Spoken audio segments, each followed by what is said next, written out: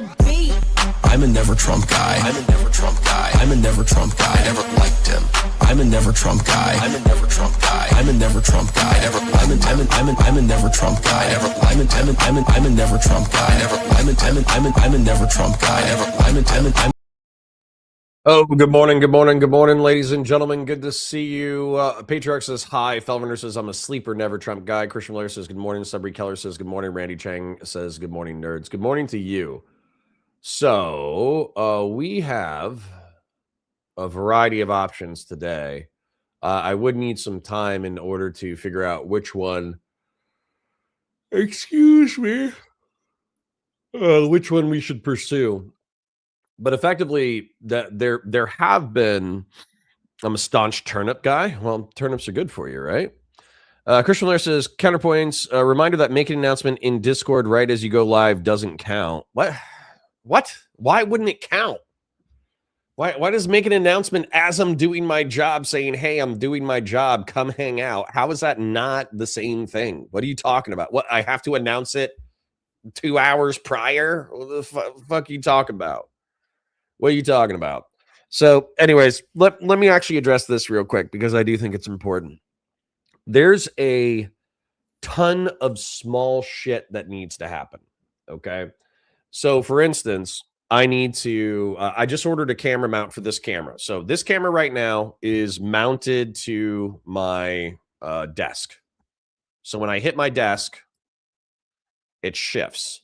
Not only that, but also the mount itself, while I'm sure I could solidify it and solidify the angle, the truth is, correct, that only counts if you didn't plan on going live. Okay, well, fuck. You're just adding to the list of small shit I need to do. But anyways, I ordered a camera mount. Camera mount is on the way from Amazon. Camera mount is going to go into the wall. So it's going to go into the wall. That way I can do whatever I want with the desk. Oh, is it this one? For real? That doesn't even feel like it should be in the same angle. Well, I just fucked all my shit up. But the point is that by mounting it into the wall, I'll be able to do whatever silly shit I want to do with the desk. And then not only should I be able to do a bunch of silly shit with the desk, like slamming my keyboard into it and screaming and crying, but I can also, not only can I go wild with the desk, but also like I can just get an angle of the camera stuck into the wall and then I can just leave it alone. So I won't have to constantly adjust it and move it and balance it with the shit in the background and all that crap.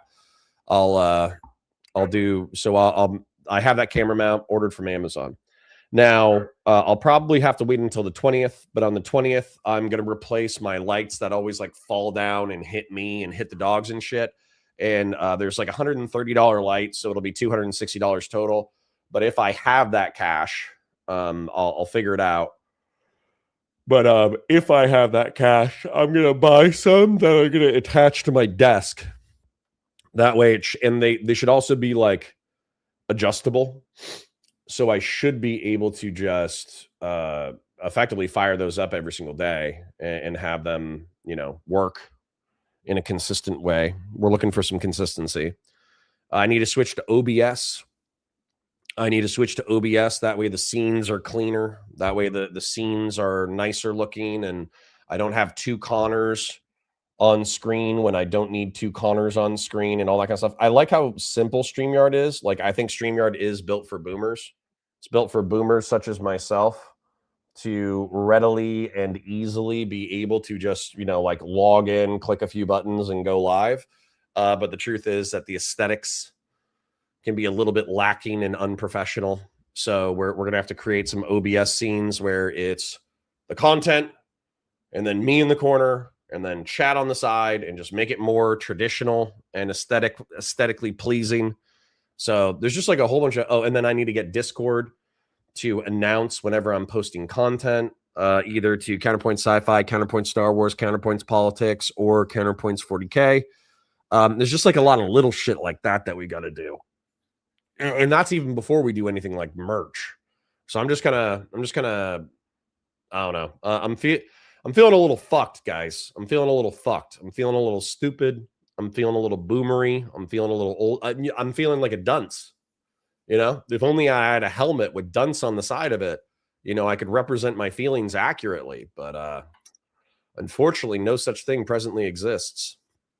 So anyways, let me engage with chat for a little bit before we decide what we're doing today. But I am feeling a little bit behind the ball. TS Phantom says, I'm a staunch turnip guy based. Reminder that making an announcement in Discord right as you go live doesn't count. I think it does count, but that's okay. I think your expectations are too high. 6 reporting in. Thank you, Conservative Liberalism.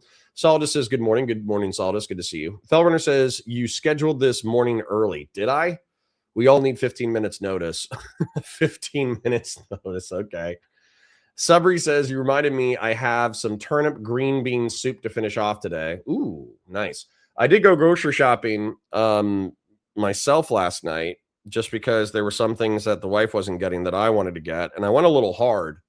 So I got like a rotisserie chicken breast out the ass, ground beef, lean ground beef, burger accoutrements, chicken accoutrements, King's Hawaiian rolls. I got a shitload of bananas. I got a shitload of apples. I got some bell peppers my son decided to use as a soccer ball today. I got some sushi for myself last night. I fucking love public sushi. Holy shit, do I love public sushi. And I think that's really it. But in the long term, I want to be like a smoothie, trail mix, meat, and veggie and fruit guy. I think I've done way too many carbs over my life just out of laziness. Anyways, Jen Winkler says, yo, good morning, Jen. Good to see you. Horse God says, gold and silver keep fluctuating, but I scored 500 Griff coin yesterday, so I have that going for me right now. Based. Yep. If you guys haven't joined the Marketplace of Ideas, I wonder if it's still in my paste. Nope, it's not in my paste. Jesus Christ. Well, now I have to do it. Fucking hell, Christian Valeris. I've never felt so oppressed by money.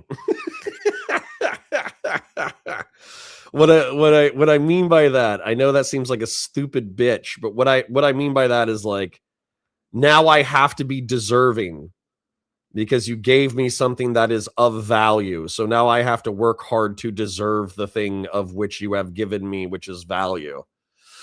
Do you remember that conversation where we were talking to somebody about gifts? I think it was one of the guys. I think it was Ekta. I think it was Ekta Sinta, the German guy who was familiar with Scandinavian gift giving and the morality around gifts. And he was saying sometimes you give a gift to someone, but it can be an insult worthy of like, you killing the other guy because the gift is not meant as a gift, meaning that they didn't give you something good because they wanted to give you something good. They give you something good in order to shame you. And that's how I feel about that super chat, Christian Valeris. You are shaming me into better behavior. I haven't even read the super chat yet, but now I have to be deserving of your money, which means I need to work harder. Fuck my ass. Sorry, I'm on a yap today. I'm sorry. I'm just going to apologize. I'm on a yap today. I'm on a bender. But, everybody just thinks that you just go live and you just fucking yap and then people show up and they just give you money. And the truth is that you have to have more intention than that. You have to be more organized than that. You have to be smarter than that. You have to be faster than that. And unfortunately, right now, I'm not. So now I have to endeavor to be smarter and better and faster and more aesthetic and more this and more that. Oh, fuck my ass. Okay, so Christian Blair says, making a list, check it, that motherfucker twice. Well, I guess I have to now. Fellrunner says, this is like an episode of Star Trek. Probably. Can't blame the dogs this time. I sure can't. Fellrunner says, act like you are taking photon fire. True. Solidus says, we need angry Alex Jones fist slams. I mean, they're on the way. Groovy Harp says, what's up, my little rats? I don't think we're rats. I think we're human girl hottest, but that's okay. Subry Keller says, I broke my cock. Oh, my cook. Oh, I'm just blind. Pinto beans, and I left too much water in the beans, so the beanstalk water of greens and put some of the beanstalk back in. That's too much water in vegetables, King.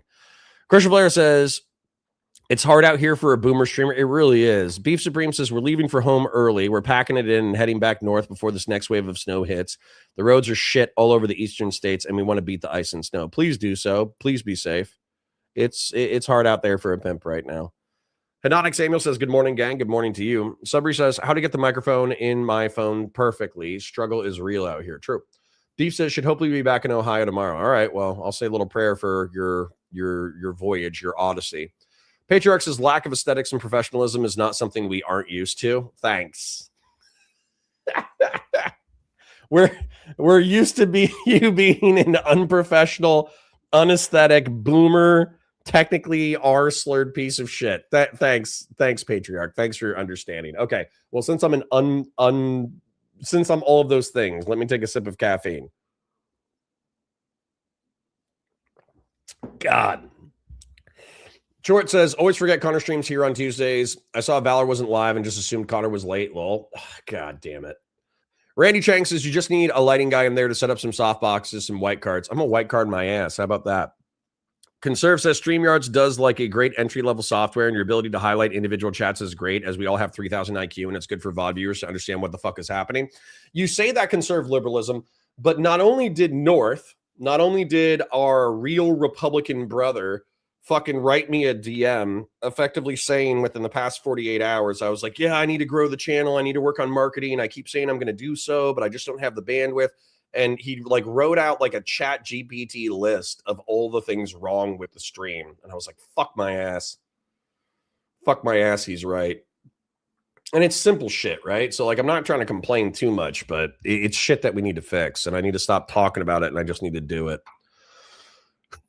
Patriarch says, if only. True. Douglas Stone says, good morning, Connor. Good morning, Douglas. Sorry for cussing so much in your earballs this early in the morning, but I just feel like I'm getting my ass kicked over here. Not by anything big either, by stupid small shit. Conserve says, I think the little chat on screen is just so messy, but I think I'm in the minority. I mean, I agree with you, but I got that comment like 3 or 4 times. They're like, put the chat on screen, put the chat on screen, put the chat on screen. Conserve liberalism says, bell pepper soccer sounds like a short game. It's not. It wasn't. I bought a red pepper and an orange pepper, and they were nice and they were perfect. And I was ready to dice them up and throw them in a giant bed of spinach covered with lemon pepper chicken with a honey mustard drizzle and eat that this afternoon for my lunch and maybe dinner. And then my son was like, oh, these bell peppers remind me of soccer balls. And then he just threw them on the ground and started kicking them around the living room. And I was like, hey, I don't really want him to do that. And then my wife was like, yeah, but have you washed them yet? And I was like, no. And she's like, they're fine. So my wife was encouraging my son to play bell pepper soccer with my fucking produce. It's all right. Dad can eat fucking bruised veggies and produce. Who gives a fuck? Oh my God. Ellipsis says, I went to Publix this past weekend. Why the fuck is a 12-pack of canned Coke $12? Because we live in a logistically complex world in which that Coke was produced in Mexico and either driven or sailed to your local port of entry and then driven by a massive truck into your local store. And that entire system is logistically complex. Now, to be fair, the Coca-Cola company itself probably spent like, if they charge you $12, they probably spent $3 because of economies of scale, but they want to get their money back so they can build more complex logistics networks in order to take over the world through sugary water drinks. Christian Blair says, I feel like a John, perhaps you do belong in Goonopolis. Dude, that's what I was saying last night. We were talking to the other guys about the Marketplace of Ideas hosts about what it's like being a streamer. And I was like, yeah, I'm basically a fucking stripper. I'm like a fully clothed digital stripper. I dance like a monkey for cash. Now, truth be told, I love dancing like a monkey. So it's not like, it is a consensual relationship. Like, you don't have to feel bad about me coming to work and like crying into the money, like I just have like hundreds of dollars, but I'm just like, like, no, I'm happy to be here. I'm an enthusiastic, fully clothed digital stripper, but yeah, nonetheless. Scott Survival says access to fruit and trail mix is a human right. I'm with you there, Scott Survival. I'm with you there. So, yeah. Aluminum tariffs, true. Conserve says, I saw red and I was like, whoa, a hundo, nah, 300. Christian Valerius does that randomly. He's like talking shit, 300. And it's like, all right. And on top of that, it would be one thing if he was talking shit and he was wrong. Unfortunately, he's talking shit and he's right. That's the other problem. That's the other problem. Like one of the things you have to do, I think, as an adult, is you have to surround yourself with people who talk shit to you, but people who talk shit to you who are correct, because those are the people who are going to check you. Those are the people who are going to check you and keep you on track. Oh, I have a video from 10 years ago that does not feel like it should be 10 years ago. And it's my old dog. My first dog son, my first dog child, playing with like 5 or 6 other dogs. Oh, what a sweet life. Sunpatrix says, laugh my ass off. Jen Winkler says, Connor is in your pile now, probably for $300. Old School for 5 says, it's this or House of Guinness on Netflix. Gangsters versus rebels versus capitalists. At least had the line going in fight, grab some means of persuasion. What? That's a lot of, I don't think any of those words get you into heaven. Fell Runner says, I guess I will wait a minute to give Connor money despite him not being smart or fast or aesthetic enough. Thank you. I appreciate that. Sun Patriarch says, that's what I do, Connor, minus getting money. I just be yapping and free streaming videos of Trump shitting himself. I did see that. I didn't watch it because he did that like 5 years ago, or like during Trump 1. There was a video of him talking and then of him audibly farting and making a face like he audibly farted. But then people were like, did he shit himself? But the meeting just kept going as if he didn't shit himself. And so, and like, also, I'll share a story with you real quick. You know, just since it's all guys here and Jen Winkler isn't here. Yes, I know she's here. So one day I went on like a 4-day bender when I was on leave, and I'm not going to finish that story. But let's just say a liquid diet of booze over 4 days was not great for my intestines. I'll leave it there. How's that? Horse God says, what should I get my wife for Valentine's Day? You should get her to vote in the gubernatorial elections in the marketplace of ideas. That would she would love that. She would love it if you voted for who was the most degenerate gooner deserving of ruling Goonopolis. She would think it was hilarious. Nightingale Wing says, Connor is wiping his tears with Valeris's dollar bills. I mean, you're not wrong. Also been watching Max the Meat Guy. He uses cool coal and wood to cook his meat as God intended. Nice. Grasser says, oh, be safe. Roads are half decent towards New Jersey. Hope you get a safe drive in. Yeah, Beef Supreme, be careful. Be careful. Death Lily says, you should check out bean salads if you're having stomach troubles. They help you out a lot. No. I'm just going to die. All right? I'm just going to die.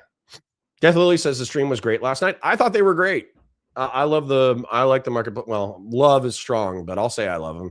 I love the marketplace of ideas, guys. I thought they were hilarious. And they also facilitated like the first community call in accidentally. It was great. Thomas Dudley says, wait, is Connor trying to de-scuff the stream? I'm going to miss the Connor VTuber arc. It wasn't that bad. It wasn't that bad. And also, you know, I say that I'm going to unscuff it, but I think you guys know me by now. I talk about an idea, and then about like 3 months pass, and then I execute 70% of the idea, and it's still scuffed. So, you know, don't worry. The stream will still be scuffed. Kaiju says, good morning. How's everyone doing? Getting my ass kicked, but getting my ass kicked in a way that's entertaining.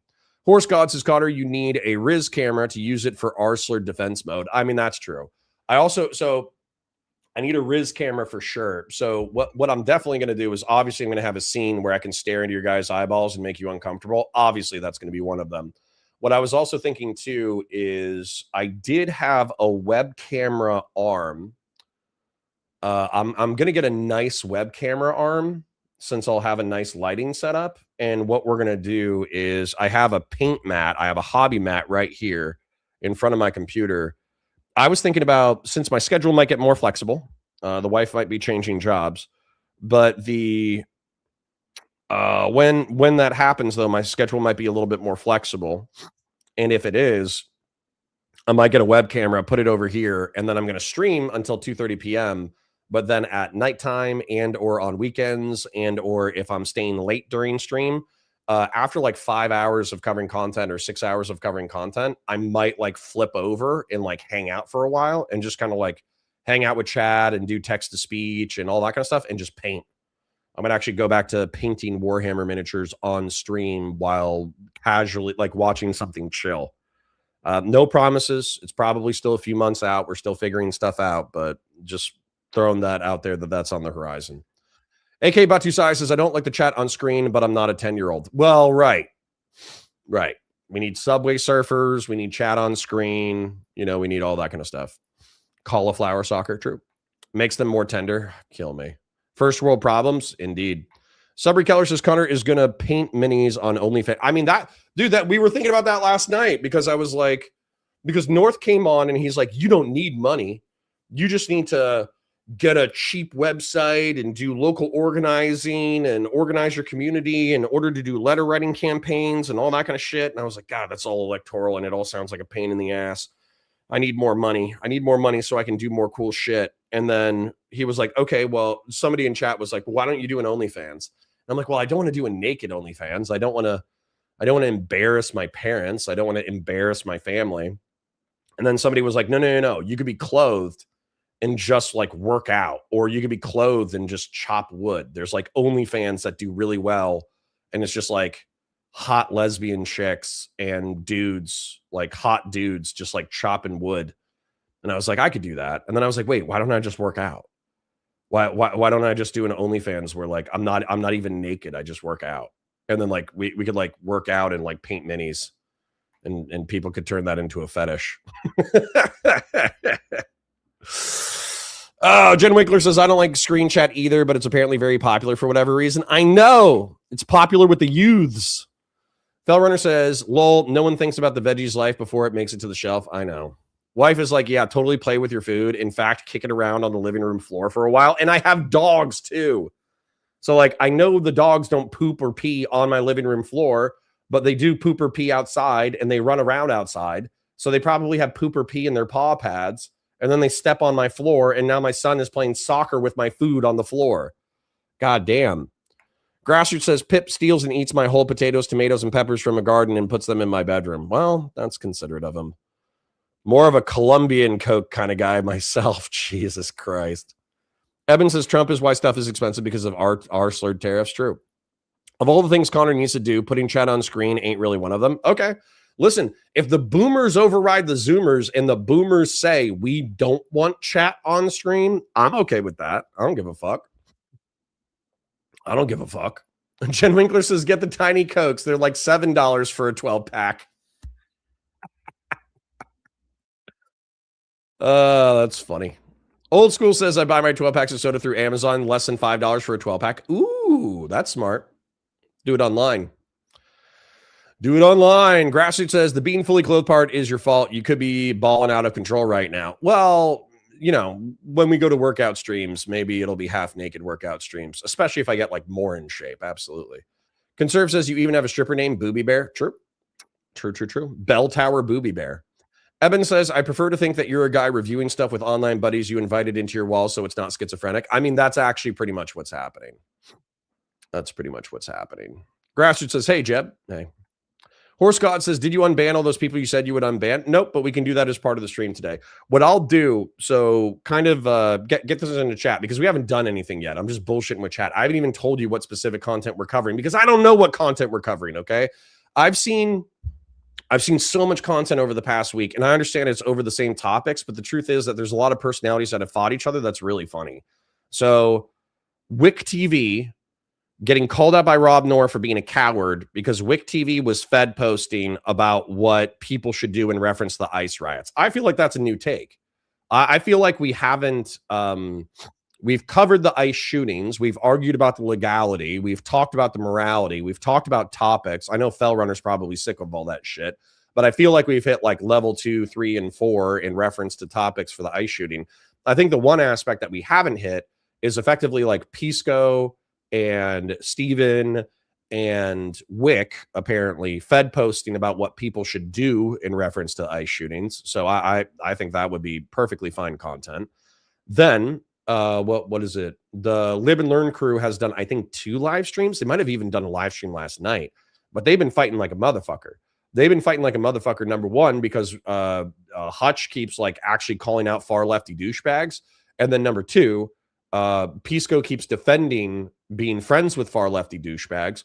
But then I saw a VOD go up yesterday of Destiny watching Pisco talking to far lefty douchebags, where the far lefty douchebags are being far lefty douchebags.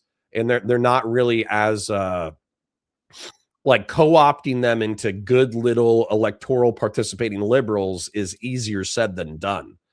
And so that's, that's interesting to me too, because it's effectively like watching Pisco executing his mission of trying to bring more lefty, progressive, leftist, socialist, communist people into the liberal and progressive tent, and it not being as effective as he wants it to be. That's interesting to me.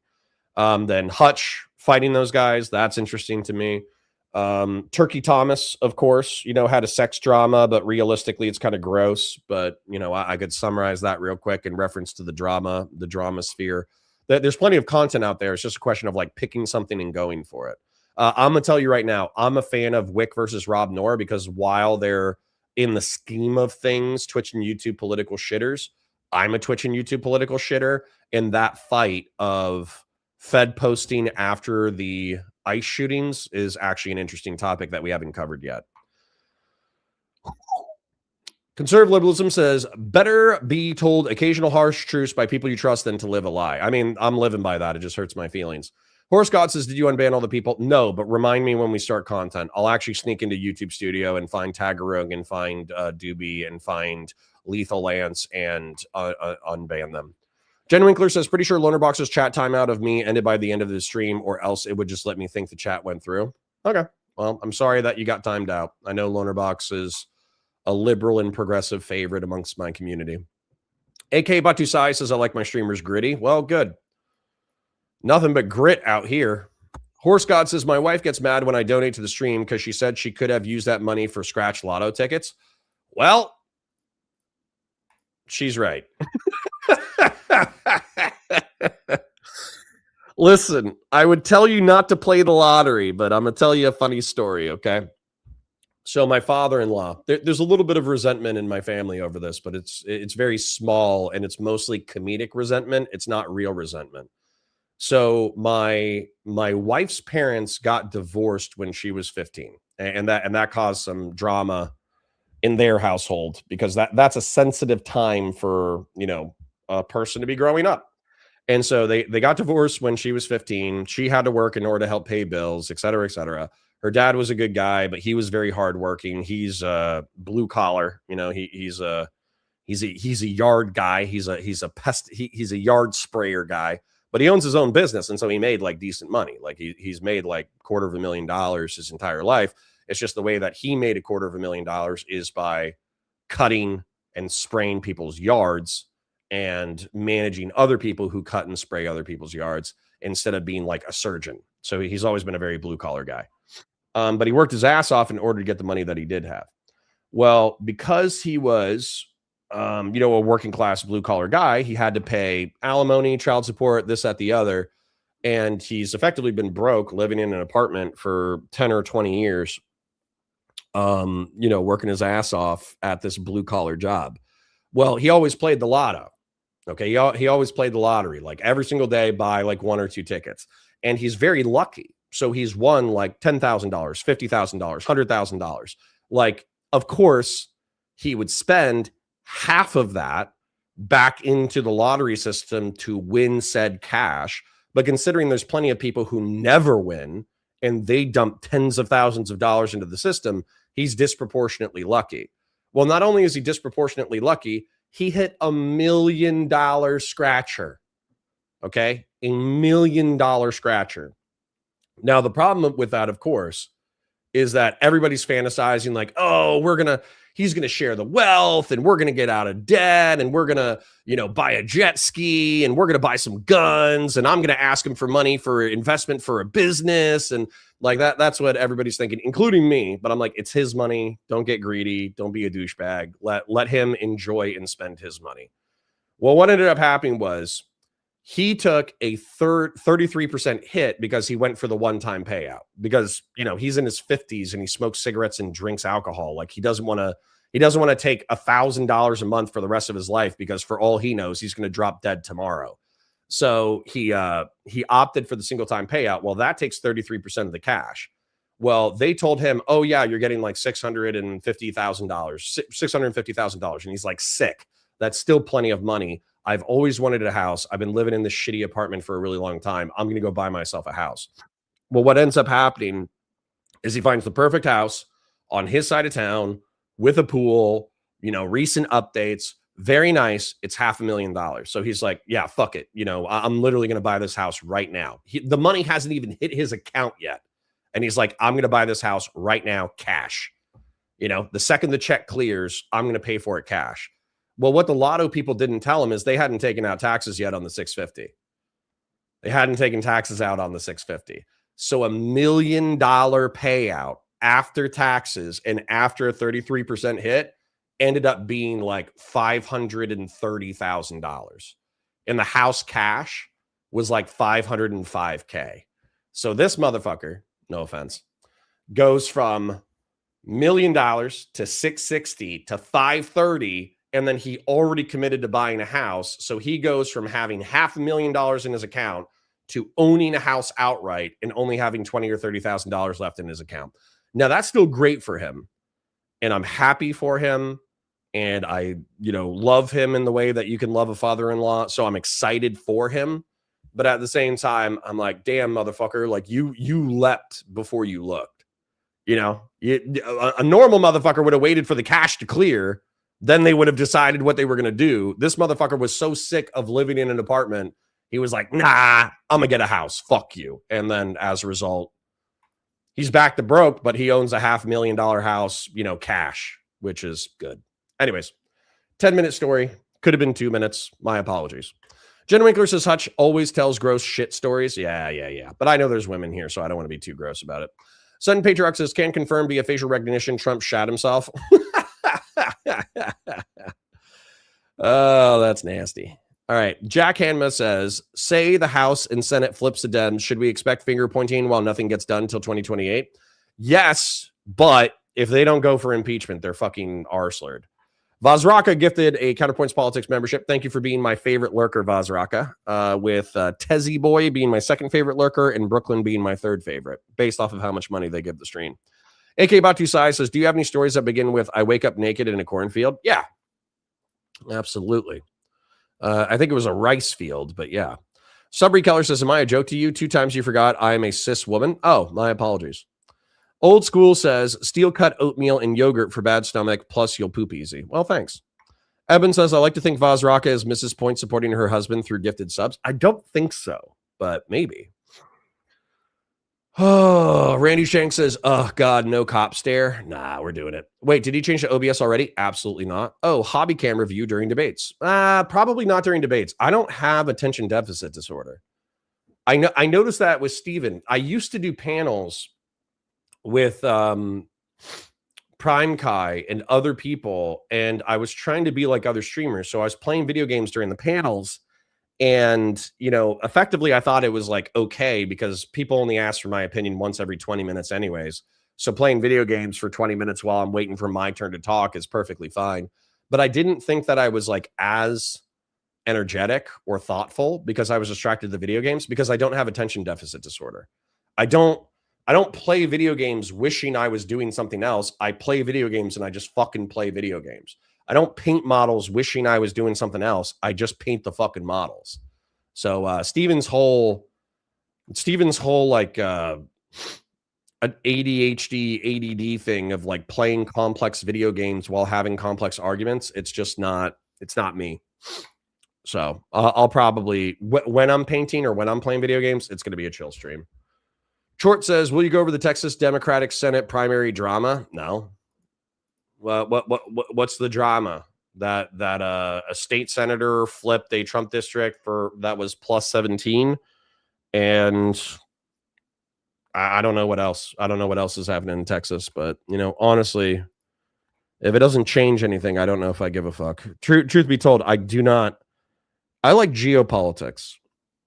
I like great nations fighting each other, and I like the logistics and technology and politics and culture, and I love that in fighting. I also love politics in reference to like grand narratives of characters such as Trump rising to power and then maneuvering in order to manipulate the wheels of power towards his own ends and the institutional forces that fight against him. That's interesting to me. Horse racing between different douchebags over who gets to be like the biggest blowhard in the Senate or Congress or state Senate. I'm not going to lie, man. I know Josiah used to do that, like fucking electoral horse racing. That to me is like the most boring fucking part of politics. I would rather watch paint dry than fucking talk about, oh, this Democrat who's actually like more of a centrist and this Democrat who's like a centrist, but he has like 3 progressive takes that are controversial. They're fighting over this house, this like state Senate seat. It's like, fucking kill me. I'm sorry to be so like cynical or rude about it, but I just want to be honest. Son Pedro says, did you switch to OBS? No. Fashion 40 says, remember OnlyFans was for regular people before amateur sluts got on there. True. AK Batu Sai says, do you really want dudes at home throwing money at you when you aren't doing something naked? Yeah. Dead Lily says, I need Connor to do an OnlyFans, but it's just him reading smut books. Yeah, there you go. Subri says, I'm a joke to him, all my ideas. No, Subri. I just, I know Jen Winkler's a girl because her name's Jen. Death Lily, I think, is a dude. Death Lily can correct me, but I think Death Lily has said, oh, I'm this on Twitter. And I think it's a dude's name. So I forget that I have cis women in my chat, let alone trans women. Evan says, workout OnlyFans would do numbers. Gays love bears and women like dad bods. Well, there you go. Dracar says, OnlyFans when a man paints minis and complains about neck and shoulder pain. I know. For the fellas. Old School says, why can't most people use our advanced tech to educate themselves instead of using it for extended cooming sessions? Because sex and death are the 2 things that the human mind is most obsessed with. Death, because it's the end of life. Sex, because it is life. Okay? Sex is socially and egotistically and politically and physically validating. It hooks up to one of the most like primordial and primary of instincts, which is that of like procreation and propagation and complexification. And yet, while being a beautiful part of the birth, death, life cycle, and arguably one of the most beautiful parts of life, it is rooted in something very primal and very base. And so it's like something incredibly beautiful and weird and cool. And it's also incredibly primal and base. And so the marriage of the complex and the mundane makes it fundamentally interesting. So that's why people love sex. Jeb says, Connor makes an OnlyFans content, but it's just guns and workouts. I mean, yes. Fellrunner says, having it on screen lets you validate if your Fed posts are being censored. True. Dank Brandon says, Connor, just don't Google where I can get some Coke. Okay. John says, hi, Connor. Hi. Samson says, is Doobie unbanned? Not yet. Christian Blair says, that's another thing Connor doesn't need to do. Lol. Well, hey, it happens. I've heard Wick bodied Rob. We're probably doing that. Patriarch says Wick was wicking out. Good. Gromlin says, can we talk about the roadblocks and how the anti-ICE people are not acting like the thing they hate? Yeah. I think I said it last night. I was saying, like, you know what Democrats just have to do to like smash the midterms, to totally annihilate the midterms? They just need to not riot and not shoot ICE agents. Just like what is it? It's February. So don't shoot ICE agents and don't riot for the next 9 months. And you'll fucking win the midterms in a huge sweep. So if Destiny and Pisco and Wick could stop fucking Fed posting, that would be amazing. Fashion 40 says Pisco is the biggest lefty sweeper. Sometimes. Christian Blair says, how many libs be Fed posting? Lol, Destiny, Pisco, and Wick. Yep. Old School says Noerr versus Wick, cripple fight. Death Lily says Wick didn't Fed post. He said if ICE is doing unconstitutional shit and attacking people's rights, then violent defense is fine. Yeah, that's Fed posting, Death Lily. We looked up the fucking statutes, Death Lily. They say that you can resist with nonviolence, Death Lily. If you resist with violence, that's called killing people, Death Lily. That's Fed posting, Death Lily. Holy shit. Eben says that's a good review, in my opinion. Gets the exact problem of why you can't align with commies. There you go. Jack Hanma says, you mean the Vanguard twins, softest looking dudes I've ever seen, look alike for a Noxima commercial? Is that a pimple commercial? That's funny. The Nick DiOrio stream last night was crazy. I bet. Harstar says, I dislike both of those guys. Let's go. True. Was Tom fucking his cousin like his name would imply? Yeah, probably. Caleb says, Destiny was Fed posting about ICE during Trump's first presidency. He entertains the idea of political violence against Republicans in the debate with one hypocrite. Sure. Leftists want shit to break down quicker. This is literally textbook Marxism. You will never convince me to resolve matters within a liberal worldview. The horseshoe theory is real. True. Don't date your stalkers. Fashion 40 says, Connor, there's been a lot of tea kettle calling, the kettle black happening, grape tone, turkey tom, so forth and so with. Yeah. Conserve says, you still haven't unbanned Taggering and Doobie. Shake my head. True. Loner has those cucked mods. Yep. Dark and gritty. True. What's on the agenda today, boys? Just suffering. The same thing that was on the... Do you guys remember Pinky in the Brain? It's a cartoon from the 90s and thousands with a mouse with a disproportionately large skull brain and Pinky, who's a well-intended idiot. And their plan every night is to take over the world. And the opening is so fucking fire, dude. The opening has like this like Frankenstein music, and it shows Brain as like a mad scientist and all this kind of shit. And then the end of it is Pinky being like, what are we going to do tonight, Brain? And Brain's like, the same thing we do every night, Pinky. Try to take over the world. That's how I feel when you ask me, hey, Connor, what are we doing today? And the answer is suffering. We're suffering in a funny way that makes our suffering less, but we're still suffering. So Officer Nasty comes into chat and goes, hey, what are we doing today? The same thing we do every day, Officer Nasty. Suffering in a way that makes our suffering funny. Eben says, Doobie should remain banned as he is of the Pisco R slur. We can align with commie sentiment. Yeah, but he pays me like $500 in order to call me an idiot. You think I'm going to keep somebody who pays me $500 at a time in order to call me an idiot? You think I'm going to keep that guy banned? Fuck no. I mean, I appreciate Grassroots and Jeb Kush and Numinax and Dr. Zayas and Gen X and everybody chipping and oiling and Well QC John and Entropy X and all. I appreciate all my chippers and all my oilers. Larry Hutchinson. I appreciate all my chippers and oilers, but you think I'm going to skip on the opportunity to make $500 by having somebody calling me an arsler? Absolutely the fuck not. So Jen Winkler says the Turkey Tom thing is Kiwi Farms trash. Don't give it any attention. Well, it's just Turkey Tom gooned. That's what happened. Turkey, as far as I know, he was dating a girl named Kai. Kai was kind of like a schizophrenic, and Kai and him were dating. Kai like broke up with him and got with Larix, and then broke up with Larix and got back with Turkey Tom and fucked with his head and tried to make him dress like a girl and this, that, the other.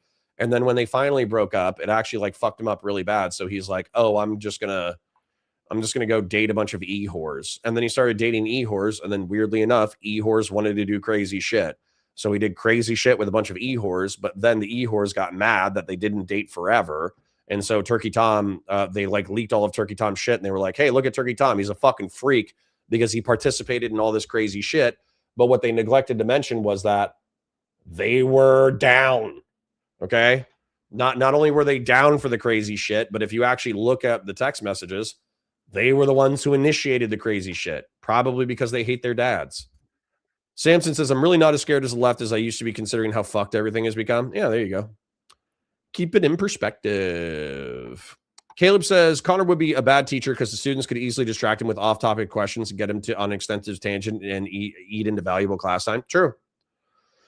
True. My favorite teachers were male history teachers who would go on long yap sessions about random cool historical shit. And that's what I would want to do. So you're totally right. Horse God says, I told my wife the real lottery win was meeting me, and she scuffed and walked off to the kitchen. Yeah, I know. Jen Winkler says, own medicine, but didn't do anything wrong that I saw. He gooned too close to the sun.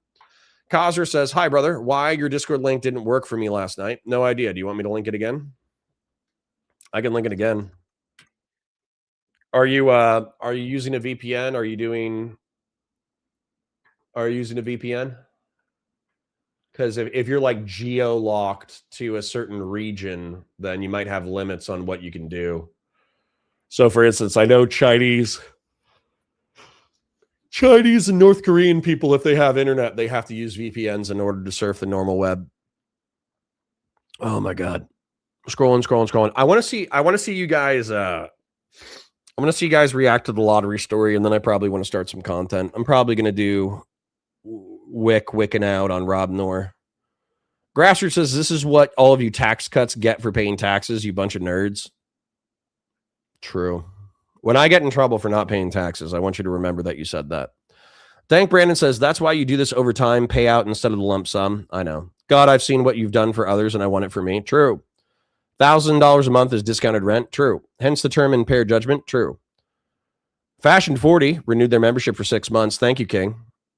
Jen Winkler says, ew, Nick Oreo sucks. I like Nick DiOrio just fine. Drowning in a rice paddy is a cliche party night. True. Drunk off of sake. Jen Winkler renewed their membership for 8 months. Thank you, Queen. Ooh, scrolling. Have you ever streamed while gaming? Yeah. Back when I was doing Prime Kai panels, I would play like Dark Tide and shit while I was doing panels. But honestly, it distracted me from the panels. And then I was having such a good time playing video games. I was like, why am I just not playing video games? These people are pissing me off. Fashion 40 for 5 says, showing love, got to drop out early today, building digital cities. Well, thank you, Fashion 40. Thank you for coming by and dropping a chip before you dip out. Jack Hanma says, you still want a shot at Hassan Piker in a ring? Yes. My gym in Miami can get you fight ready if you're interested. I'd like to do the same to Jake Rattlesnake myself. Yeah. Miami is a 2-hour train ride for me, so it's not like totally unforeseeable. If there was actually like a paid event, I would take the training seriously. Fashion 40 says, Goonopolis is coming soon. Yeah, it's probably going to be Valentine's Day. So Oreo's chat is just bees. True. All right. Roaming Ronan says, I can't fathom why the DNC or Texan Democrats lock these people in a room and set clear ground rules for the political mudslinging. Cool. All right. Let's start some content. I'm gonna shift it over to Wicking out on Rob Noerr. Wicking out on Rob Noerr. Because we started that last night during the Marketplace of Ideas stream, and it actually did seem funny. So I kind of want to do that. I think it'd be mad funny. All right. I changed the title. Rick Rock for 10 says, we were mutuals for years, but my account got clipped on X. Hope you're doing well, brother. Well, thanks, Rick Rock. I got clipped too. I'm at Neo Counter Connor now. NeoCounterConor. Oceana says, for $2, why are we still here? Just to suffer? Indeed we are. Correct. All right, let's get cracking. Let's get wicking. Let's wick the fuck out. We're gonna wick so fucking hard, guys. It's gonna be crazy. All right, so Wick TV. I think it's very sorry for yawning, but confronting Rob Noerr, hour and 45 minutes. Pisco, Rob, and Wick. Let me make sure that this actually starts when Wick gets on, so there's not any like preliminary. It looks edited, so I'll just start it there. So let's present. Let's get some audio. Like the stream, share it with your friends. Oh my God, I'm so sorry for yawning in your ears. I'm waking up. I'm waking up and I'm like tired, but I'm also pissed off. So thank you, Rick Rock, for the 10. Thank you, Oceanus, for the 2. Thank you, Fashion 40 for the 5.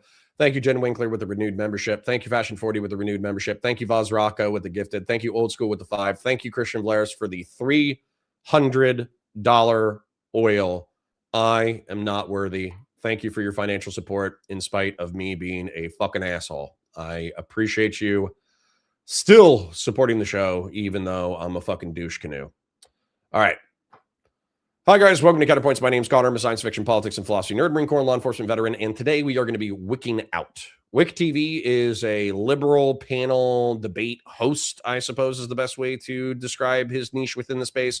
Rob Noerr used to be a MAGA Republican conservative debater who was participating a lot in the debate space. He has since fallen into the Crucible orbit, which is Andrew Wilson. So he works for Andrew Wilson and he does debates in the Crucible's name now. Well, what ended up happening was we've had, of course, 2 ICE shootings. So Renee Good was in her car, tried to flee and elude, got shot in the face. It's a controversial shoot. Then we had Mr. Alex Preddy. Alex Preddy went to a protesting with a concealed weapons permit and a concealed firearm. And then he was pepper sprayed, shoved to the ground, dogpiled, and then due to police miscommunication, he was shot in the back and killed. So we've had 2 controversial police shootings within the past 2 weeks.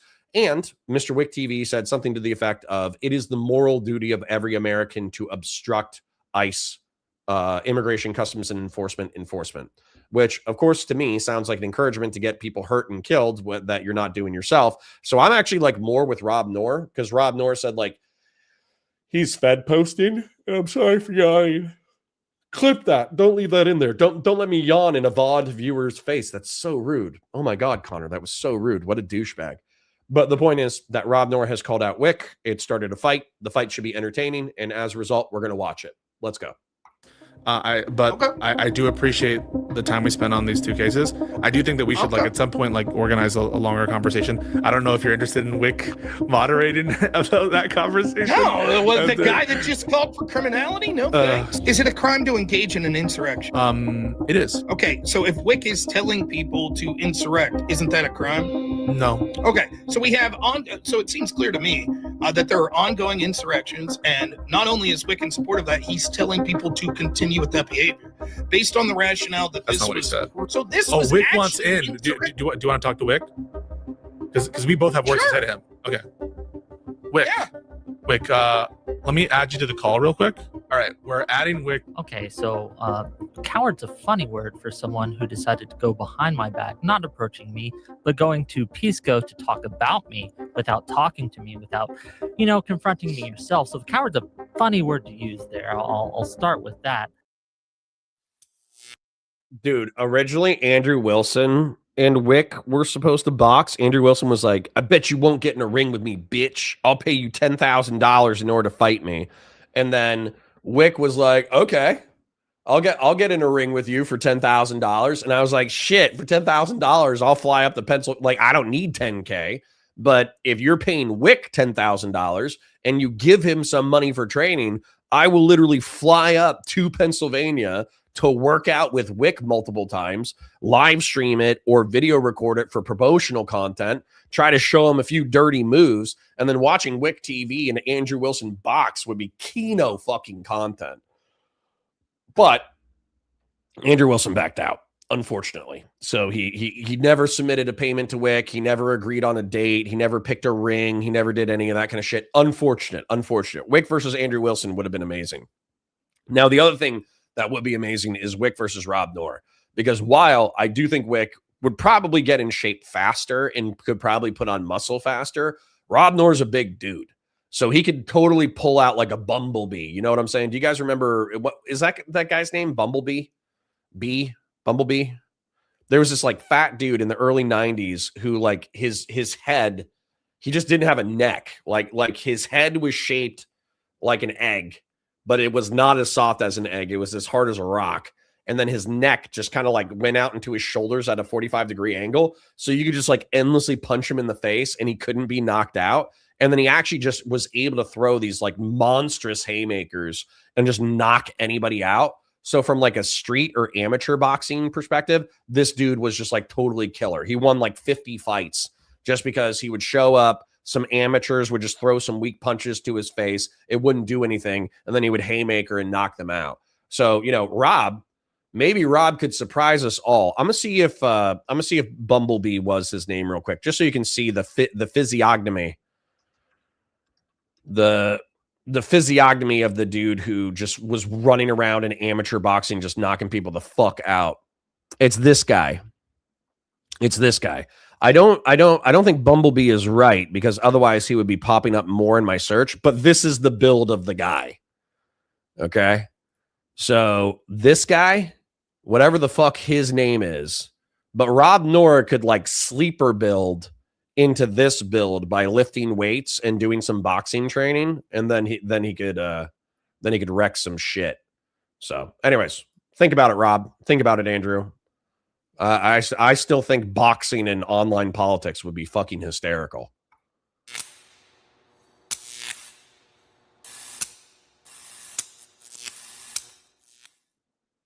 I do appreciate the time we spent on these two cases. I do think that we should like at some point like organize a longer conversation. I don't know if you're interested in Wick moderating about that conversation. No, well, the guy that just called for criminality. No thanks. All right, so hit me with the Democrat shit. Talk to Wick. Hit me with the hypocrisy stuff. Officer Nasty says, I know MAGA's cheering on the execution of citizens, but if you guys riot, you're going to scare off the middle. Is so stupid. No, it's just fucking true, Officer Nasty. It's just fucking true. No fucking fighting. Do you understand? This is me right now. No fucking fighting. You fucking dumbasses. If you guys lose the midterms through fucking rioting, I'm going to find you. Okay? Officer Nasty, I'm going to find you. And it's not going to be nice. No fucking fighting. I want the 20 seconds. You bunch of fuckers. Despite the provocation from the cavalry, no fighting. Wait! No fighting. No fucking fighting. No fighting. No fucking fighting! Good.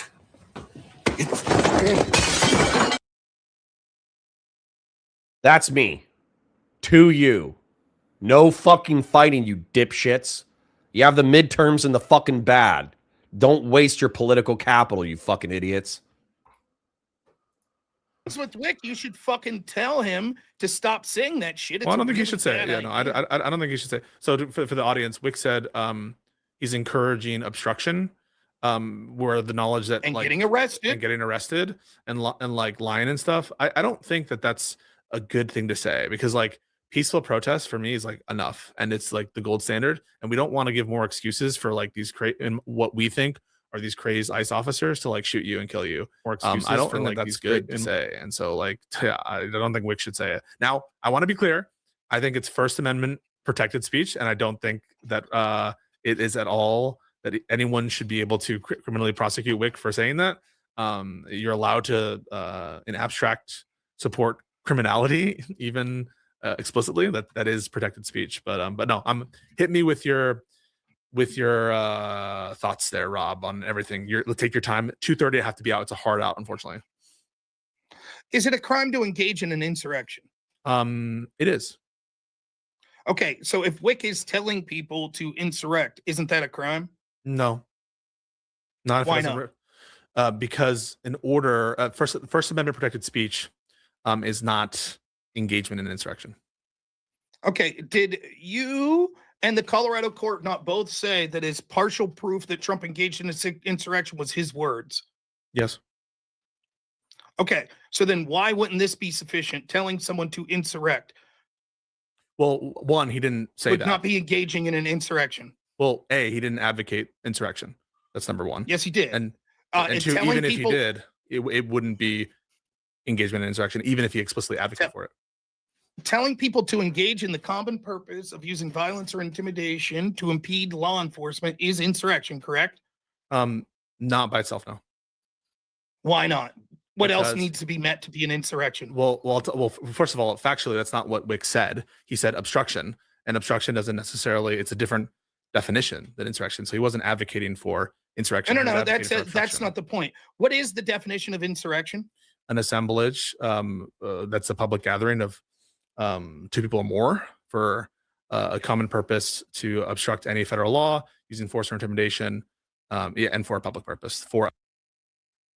Yeah. So you're going to have to explain how encouraging your audience of 100 people to go obstruct federal law enforcement in the performance of their duties is not insurrection. Now, if Wick clarifies and he says, well, I'm just talking about if an ICE officer is asking you where people are, then you can tell them to go fuck themselves. I don't care about that. Nobody cares about that. If I'm driving around town, if I was at the local Publix and an ICE agent says, hey, do you know where the Mexicans like to hang out? Number one, I'd just be like, Home Depot, obviously, dumbass. But I could also be like, hey, fuck you. You know, I don't approve of what you're doing. I ain't telling you shit. And by the way, that's my First Amendment right. That's different than the word obstruction.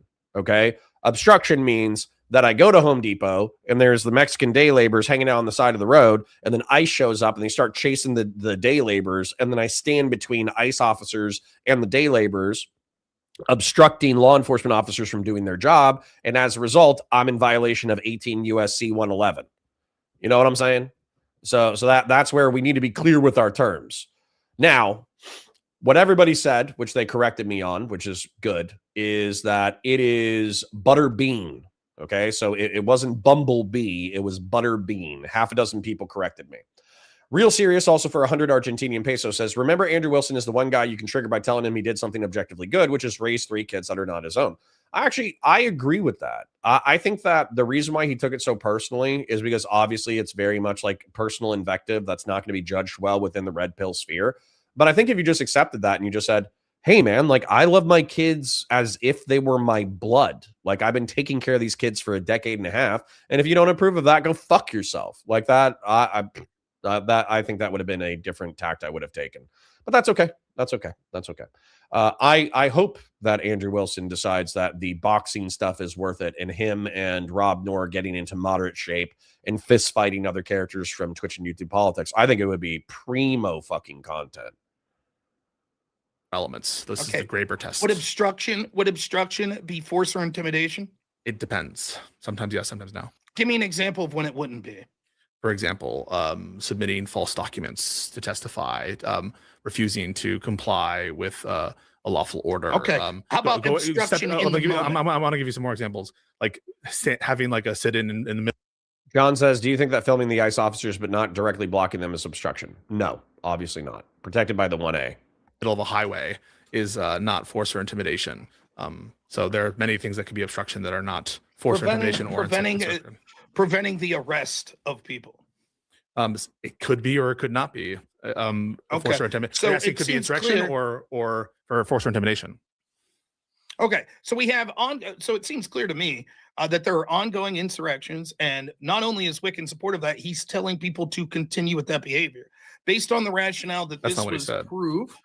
It is. He told people that they have a moral obligation to obstruct ICE and to get arrested. Yeah, that doesn't mean insurrection. For example, there were civil rights protests. I just want to be clear. Okay. The all of a sudden the leniency on what it means to engage in an insurrection based on language has changed precipitously. What's the leniency? The Colorado court said evidence that he was engaging in insurrection were things like this. He retweeted someone saying the cavalry is coming. That was part of the evidence. He said things like, Mitch McConnell's not a fighter. We need people like Jim Jordan or whatever to fight. That was evidence that the Colorado court gave that Trump's language was engaging in an insurrection. If Trump had specifically said, I want you to obstruct law enforcement that's trying to secure the certification of the election, you would have said, my God, that's evidence that he was engaged in an insurrection.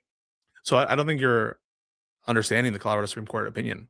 I'm gonna let the content flow, but it says John is asking me specific questions and he has a Dr. Zoidberg PFP, so I feel compelled to answer, okay? How about stuff like signal groups to track, aid, and observing of ICE agents? If you're observing, obviously not, right? But let's say the same signal chat has like Fed posting where it's like, yeah, we're going to get these fucking pigs. We're going to drive them out of Minnesota. Fuck them. You know, I brought my gat. I'm a gat them, right? So if you start fucking Fed posting about how you're going to smoke ICE agents and then somebody in that chat later on goes on to kill someone, then obviously you're going to probably at minimum get like hardcore investigated, right? So Grid says, who wicked out on Rob? Wick did. Grid One Motorsports. So Rob Noerr right now is saying that Wick is encouraging his community and anybody who watches his content to engage in the obstruction of federal law enforcement investigations, and therefore engage in criminal actions, and therefore be liable for incarceration, and therefore all that bullshit. You should read my messages in a Zoidberg voice. I don't even know if I can do a Zoidberg voice. It's like deep, but it's also like sad, and it's like weirdly soy.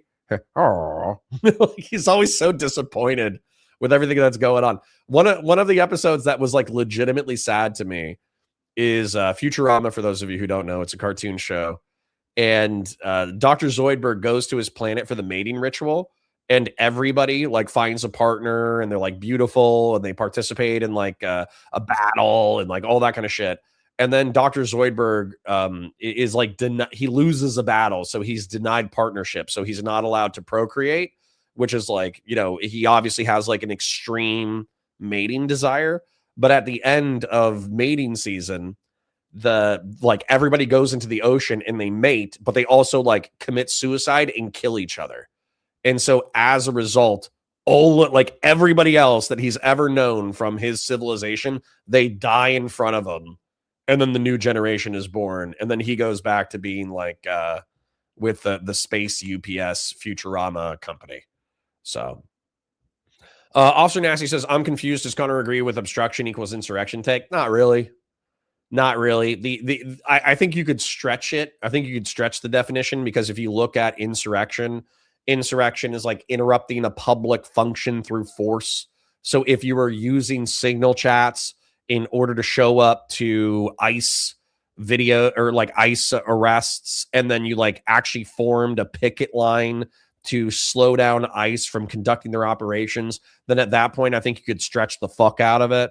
But I do think that insurrection typically carries a connotation with it of not just like trying to interrupt a government function, but actually like overthrowing it, or like preventing it from continuing to have its authority. You know what I'm saying? Like let's take a look at it real quick. Let's take a look at the lay definition of insurrection, and let's take a look at the federal statute real quick. Insurrection definition. John J for 5 says Connor has good taste in TV shows. True. Also, Rob Noerr is a bad faith actor. I don't know if he's bad faith. He also just might be like self-deluding, but you know, whatever. Insurrections is a violent uprising against any authority or government. Okay, so that seems very broad. Insurrection federal statute. Let's see if there's anything specific. Insurrection in U.S. Code is primarily addressed via 18 U.S.C. 2383, which criminalizes rebellion or insurrection against the U.S. government, punishable by up to 10 years in prison or disqualification from holding office. The Insurrection Act, blah, blah, blah, authorizes the president to deploy the military domestically to suppress civil disorder and enforce federal laws.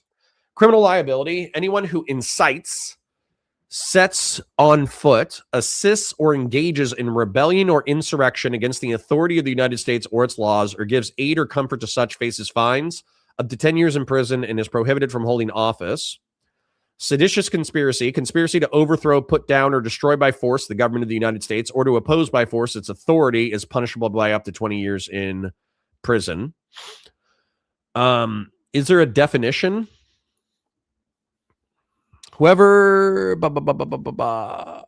I wish they had like a clickable link here for the definition, but I think a key component that's going to be argued by Pisco is force, and I don't think that Wick or Pisco would argue force. Now force is of course a spectrum. So if I stand in your way while you're trying to do your job, am I using intimidation and force? Absolutely. However, I think what they mean is like violence, right? Like you're going to fist fight the cops, or you're going to shoot at them, or you're going to try to stab them, or you're going to ram your vehicle into them, or all that kind of stuff. So I wouldn't be surprised if the Trump DOJ wanted to stretch this definition extremely in order to deal with protesters impeding their law enforcement investigations. They could, especially if it was like organized and they had like those signal chats like somebody was talking about earlier. However, I think 99% of the time it's going to be charged under 18 USC 111, which is like a far weaker statute that basically says like forcibly resists, obstructs, impedes, blah blah blah blah blah. CD Sock Dem says, remember when the thick conservative debating Destiny said that was violence? Well,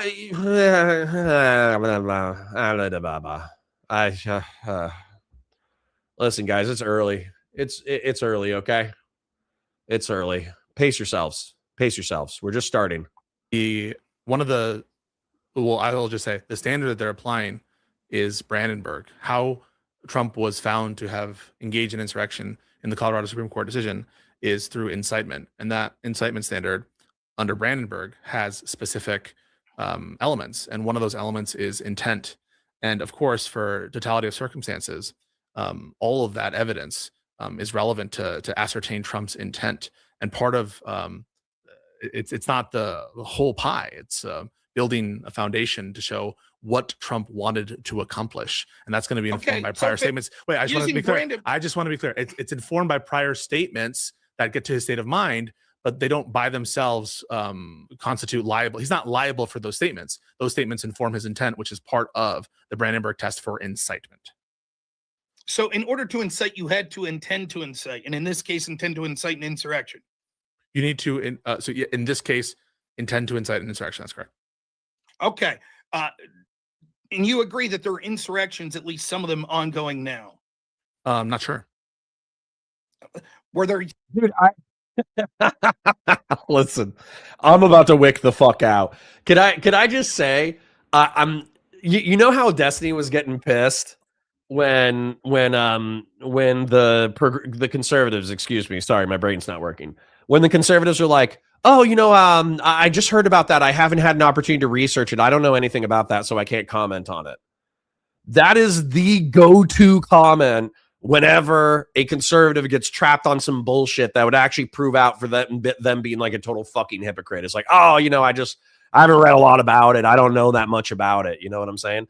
Well, whenever there's an answer that's convenient for the other side that you could opine on, and therefore, like give your opponent some good faith ammunition, whenever that happens, Pisco goes, oh, I'm not sure.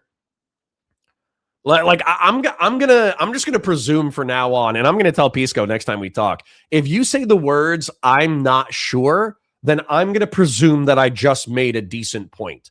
Because the way that Pisco uses I'm not sure is that could be a good point, but I'm not going to concede it. Therefore, I'm not sure. It's like, motherfucker, you could opine if you wanted to. You could render a judgment based off of your feelings, but you won't if it's convenient to the other side. You motherfucker. Some yesterday. I don't know if there were some yesterday. No. Larry Hutchinson says, what did I miss in reference to the big donation? Christian Blair says, Connor needs more money to upgrade his streaming equipment. No, I don't. You guys have been incredibly generous. I don't want to abuse you. Do not worry about it. We're doing fine as a channel. But by the way, last month's already paid out. Last month's already done. So no. We're doing fine. I will get the equipment, but raising a family is expensive, bro. That's the real thing. The real thing is chitlins. Chitlins be mad expensive.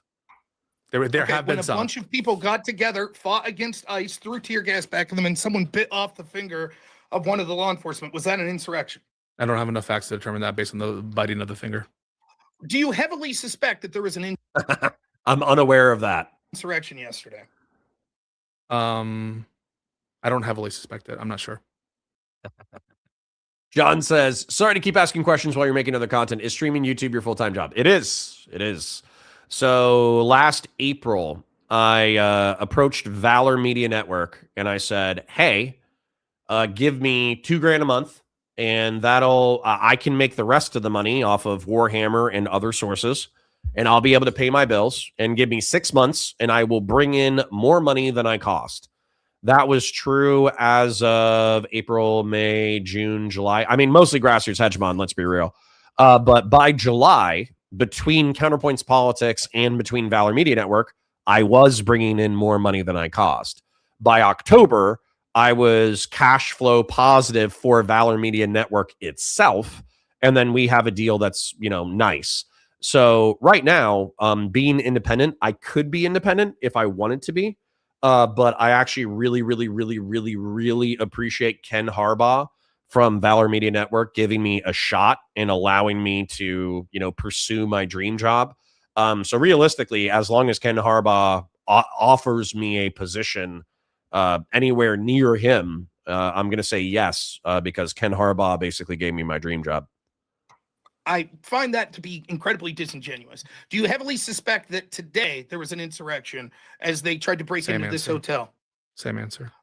So I find that to be incredibly disingenuous. So I guess I'll say, for the sake of the audience, I think that Wick and you would have seen the actions that were going on that would qualify as an insurrection, which are people united for a common purpose. Well, I grant there have been some. I grant there have been some. In violence and intimidation. So Wick saw that and then specifically called for actions that would be tantamount to an insurrection. Well, no, he specifically told, didn't. Finish, No, he specifically didn't. Finish. He did not. He told people to obstruct. Now, That's a reasonable person would say that he meant obstruction in the same sense that we see people obstructing, which would be an insurrection. The idea that, no, when he was telling them. Feels like a stretch, but I'll let them entertain this for a few minutes before Wick jumps in. They had a moral obligation to obstruct. He didn't mean in the very way the obstruction was occurring at the time he was. Sorry, I'm still checking out chronological chat. Rick Rock says, I'll fund your training. I'm not joking. Okay. If we can get Mike from PA, pretty much everybody but Sam Hyde, okay? I will fight. You would have to go through names, Rick Rock, of people that I would or would not fight, and I would probably fight everyone except for Sam Hyde. And I'm not saying no to fighting Sam Hyde. I'm saying, I would need to do PEDs, okay? So, I'm not saying no to Sam Hyde. I'm saying, I have a sensitive neck, right? I got some vertebrae that are out of place. And if I took a clean shot from a huge 200-pound dude, then, I could probably actually die. So if I'm going to fight Sam Hyde, which I don't want to, by the way, dude looks like a fucking psycho. I have a feeling that I would actually lose that fight. But if I was going to fist fight Sam Hyde, I would need to do neck rehab. And then I would need 6 months of steroids in order to work on my trap and neck and core and cardio.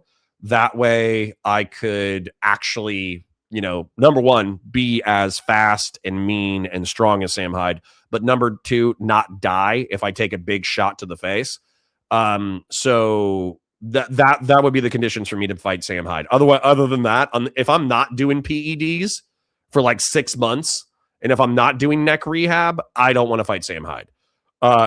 However, Hassan Piker all day, Mike from PA all day, Destiny all day, Andrew Wilson all day, Rob Noerr all day. Name a character. Name a character in online politics, and I'll tell you whether or not I would fight them. And there's a 95% chance answer yes. Real serious for 100 Argentinian pesos says, content idea. Would I beat them up tier list with politics streamers? Yeah, I definitely Dan Saltman all day, Barack Obama all day, Nick Fuentes all day, Newt. I don't know who Newt is. I know I should know who Newt is, but I don't know who Newt is. But maybe is Newt as crazy as Sam? Basically, if anybody is as crazy as Sam Hyde, I don't want to fight them. If they're weaker than Sam Hyde, I would do it. And then if Sam Hyde was like, hey, I heard you were talking a bunch of shit, I want to fist fight you, then I'd be like, okay, bro, give me 6 months, cardio, PEDs, and neck rehab, and we're Gucci. And then if you kill me in the ring, it is what it is. You know what I'm saying? Yes. Saying that, he meant things like mislead with paperwork. Yeah, so it is clear you're that just not understanding incitement. Let me finish. If it is a question of intent, is Wick telling people that he wants them to use violence, intimidation to unite for a common purpose to obstruct the federal law? The clear answer is yes. So that would mean that Wick has met the Brandenburg standard for intent to commit an insurrection. Would No. you at least, I know you're going to say you disagree. Would no, you I at least disagree. would you at least be for an FBI? Dana says boxing or actual fights. I would do boxing. And by the way, it could be like a sparring match. You know what I'm saying? Like, it doesn't have to be like we're trying to take off each other's heads and kill each other. It could just be like, you know, if you're going for the head, you just do jabs and like 50%, you know, rear hand punches. And then for body shots, you could do 100%. Like, I would do sparring matches. Like, you could still have sparring matches that are entertaining, because sparring still involves like throwing real punches at real people, but you're not trying to kill the other guy. So yeah, and I would spar with basically anyone. Investigation into it. Of course not. I think it's clearly First Amendment protected speech. But it wasn't for Trump. You were for the investigation of him. I wasn't in favor of the investigation for him because I thought that what he did was incitement. And I also thought that what he did was broader than just incitement. He was never charged with incitement. It was a broader conspiracy. And I don't think that the facts, that predicate facts exist for Wick. So if it was just incitement, you would have said, oh, no. Even though legally they could investigate, you wouldn't have recommended it against Trump. No, I think they should have investigated Trump for incitement. Okay, but not Wick. Correct. Why? Because Wick's clearly more inciting. He's literally telling people to break the law. Trump never did that. But so again, advocating for law breaking is protected speech. Do you agree with that? Not if it's advocating for an insurrection. No. If it's not protected, if it's incitement. But you can say, for example, Right. I think it's morally justified. I think people have a moral justification to murder Republicans. That's protected speech. Do you agree with that? Yes or no? I don't know. It is. I'll It tell probably you. would be protected. Yeah. Okay. I'm grabbing some trail mix. I'll be right back. Nonetheless, you said Trump's speech wasn't protected when he Correct, said 'cause things I like think it fight, rests like his- kill. Well, because I think the facts and circumstances there, with more, again, I don't think the speech by itself in that moment, I think you needed some additional investigation to really get the intent prong beyond a reasonable doubt. And so I don't think just based on the ellipse video and the speech by itself and just that would be enough. I'll just be clear about that. But it's also his it's- previous, it's it's previous all statements. that. It's the statements that he's having with respect to his inner circle. Where did It's he- the observations. where did he ever- from the? Where from did he the- ever suggest? Where did he ever suggest that he wanted an insurrection, or that he was suggesting wouldn't- no, no. violence or intimidation? No, I'm sorry. No, that's not that. There's like an explicit.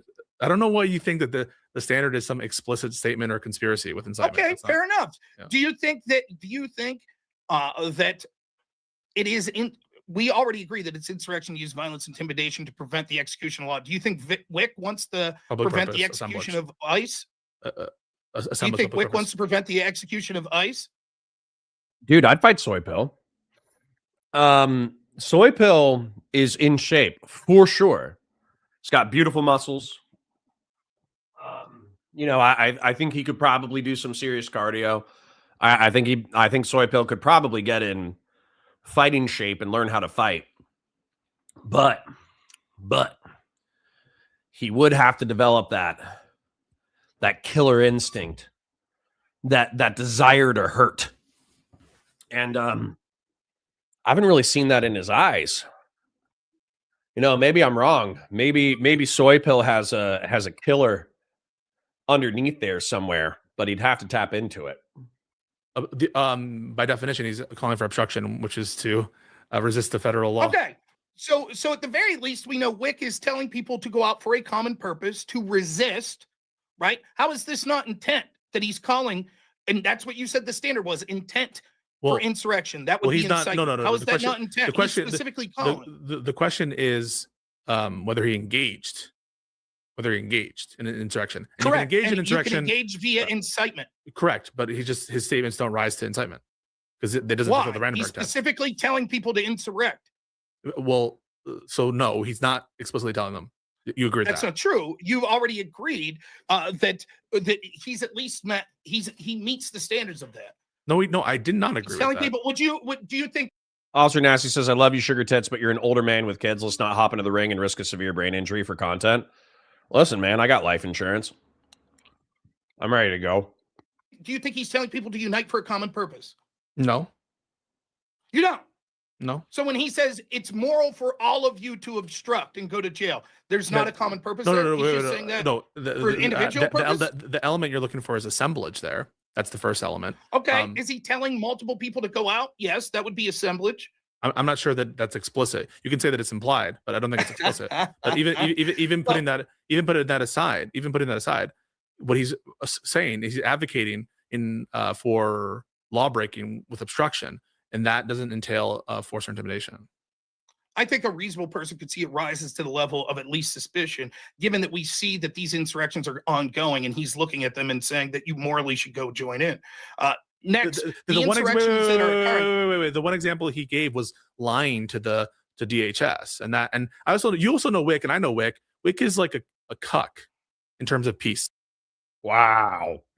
And in terms of not advocating for violence. You know that. I disagree. I When has he ever thought that until I heard I think I would have heard that until I heard him tell people while insurrections are ongoing and violence against ICE is ongoing, telling people that you have a moral duty to obstruct them and go to jail. I no longer believe that. Wait. Don't you see him all the time, like fucking woke scolding Destiny and soy pill every time they say Trump like say go be peaceful?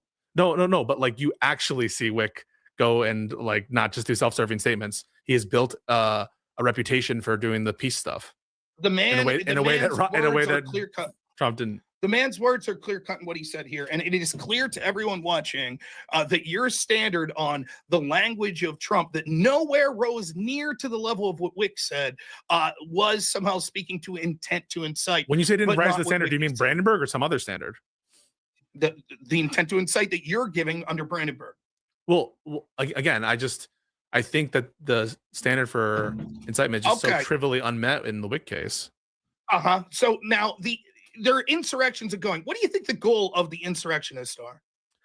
It depends on which insurrection you're talking about, but the ones that I have acknowledged, it is to resist the enforcement of federal law.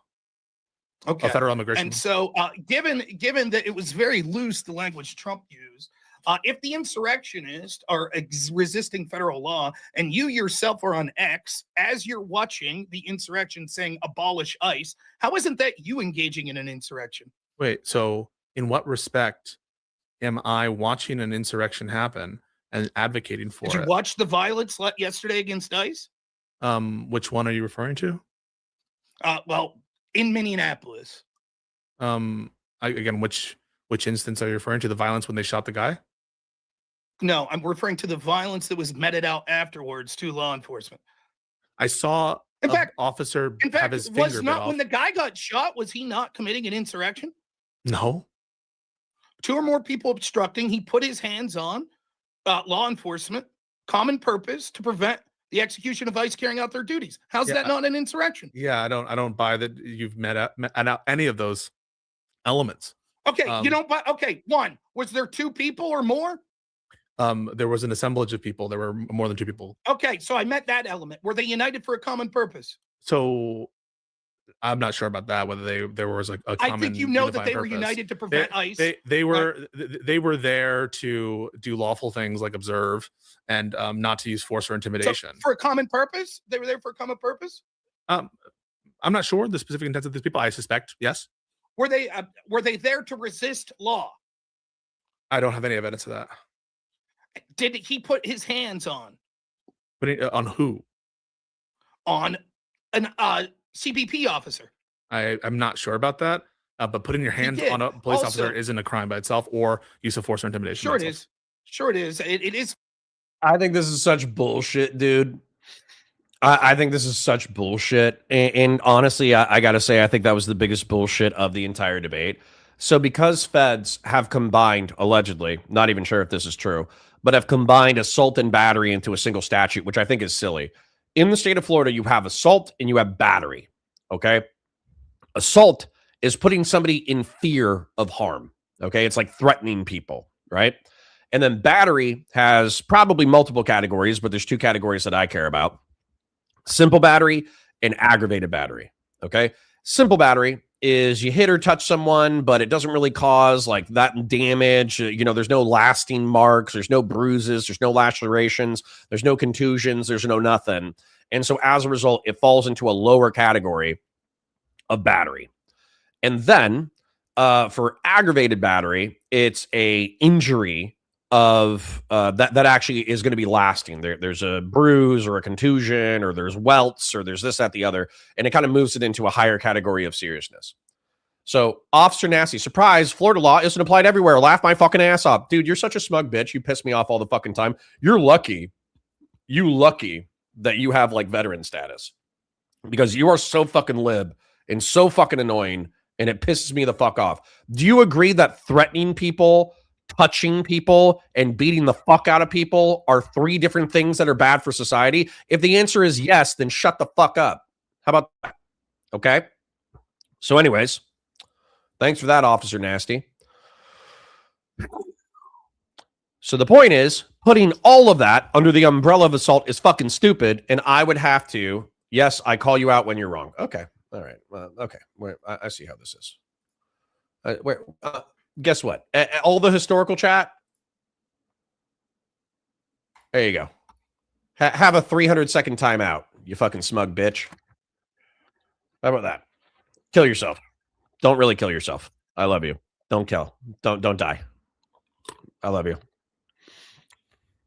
Stop being a smug bitch. I'm grumpy. He'll be back in 300 seconds. He'll be back in 300 seconds. Relax. Okay? Jesus Christ. Anyways, I think it's bullshit that Pisco thinks that you can walk up and put your hands on a fucking cop and not get incarcerated. That's fucking bananas. All right? He'll be right back. It's 300 seconds. He's taking a fucking lap. Relax. Force and intimidation if you are literally putting your hands on an officer trying to carry you need out to have it. duties. You need to have intent there, Rob. You need to have intent. He was maced. Everybody chill the fuck out, or I'm gonna make you all take a lap. He was maced and was being fucking pistol whipped, and he put his hands on before he was maced. He put his hands on a woman to pick her up because he's a good person. He's after he was maced. Is an ICU nurse. And he's a good person. The woman got maced, and then he went in between the woman and the officer, put his hands on the officer, and then got maced to pick her prevent up. The execution of the law. No, to pick her up. Yes. And to no. her. How was him putting his hands on law enforcement to pick her up? Wait, I don't remember when he put his hands. He put his hand up. Hand up. That's what I saw. If he touched that law enforcement officer in an attempt to prevent them from going towards this woman, that is a crime. In addition, whether it's a crime or not doesn't mean that it's that stopping him in that moment was for a public purpose. When it seems like his concern is the well-being of this woman who fell. Does it have to be putting on your hands to use violence or intimidation? Well, it doesn't need to be putting on hands for violence or intimidation, but not every contact between people constitutes. Sorry, thank you, Hood Monkey, for the 2 parasocial love. Force or intimidation. Would you say causing pain or discomfort to law enforcement officers would rise to the level of intimidation? It would rise to the level of force. Okay. Putting them in pain. So when they're blowing rape whistles right in their ear, oh my god, that could destroy eardrums. I'm not sure if I would consider that force or intimidation. I think I would. I think that's clearly intimidation, and that's what these group of people. So there was an ongoing insurrection based on your own. Do you know what intimidation is? Yes, intimidation is. Well, you give me the legal standard. I know what I would call intimidation. What would you call? And then I'll give you what I think. What's the legal definition of intimidation? I'll tell you what I'll tell you what I think it is, and you tell me what you think it is. Do you want me to go first? Okay, sure. Okay. I think it's putting someone. I take intimidation to be a form of threat.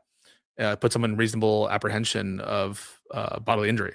That is with an intention to do so. That they're going to get hurt. Yeah, I agree. I think that sounds about right. And I would say blowing rape whistles and screaming, fuck you, and all that stuff leads to that level. So you think then definitionally every single Dan Sixer who say, fuck you, they're all engaged in intimidation? Yes, I would say anyone's like, fuck you, ice, blah, blah, blah, as their class. But Dan Sixers too? Just saying, fuck you? Yes, the ones that are screaming at law officers saying, fuck you, and blah, blah, blah, and advancing to them and pushing, I would say is intimidation. I didn't share your definition of insurrection, but sure, I would say that's intimidating. Not is it Particularly in a world where we intimidating? see Is it now intimidation? let's yeah. Now when we see a world where these ICE officers are being threatened all over the place, and we see this occurring, this clearly was intimidation. So this was Wick wants in. Do you want to talk to Wick? Because we both have work to say to him. Okay. Wick. Yeah. Sorry. This is where I think this is once again very silly on Pisco's behalf. Assault, I already articulated this. Assault is an internal state of feeling. Okay. So even if the cop is not, let's say the ICE agent is not afraid, and he just says that he's afraid in order to meet the statutory guidance for arresting somebody for assault, he can still say that he's afraid and then detain and incarcerate and maybe even convict someone based off of the assault definition. It's putting somebody in fear of like imminent threat. You know what I'm saying? Damn, how do I need to like undo this shit. But I don't want to get rid of everything. I just wanted to get rid of the soy pill's massive fucking image. You know what else is massive? Any Nick DiOrio watchers? All right. Let me get a soy pill picture. Let me put him in the happy to fight him, but it would be a contest perspective. And by the way, this is all with like 6 months of like cardio training. If I don't have any cardio training, I'm just going to get gassed and get my shit rocked. Like I'll rock somebody's shit, but like I'll also get my shit rocked. Okay. Wick, let me add you to the call real quick. Let's see if I can add you to the call, Wick. Do you want to be added? Let's just make sure he wants to be added. Just tell me in the chat if you want. Oh, he DM'd me. Uh-oh, Wick. I think you fucked up a little bit, Wick. I think you fucked up. You need to be friends with, we're not friends? Send friend request. Sorry. I have to send to Rob. Who, me? And you? Yeah, you have to send my friend request. Wick, we're friends, right? Okay. I have to send you a friend request. Speaking of Turkey Tom, I just added him to my fight list.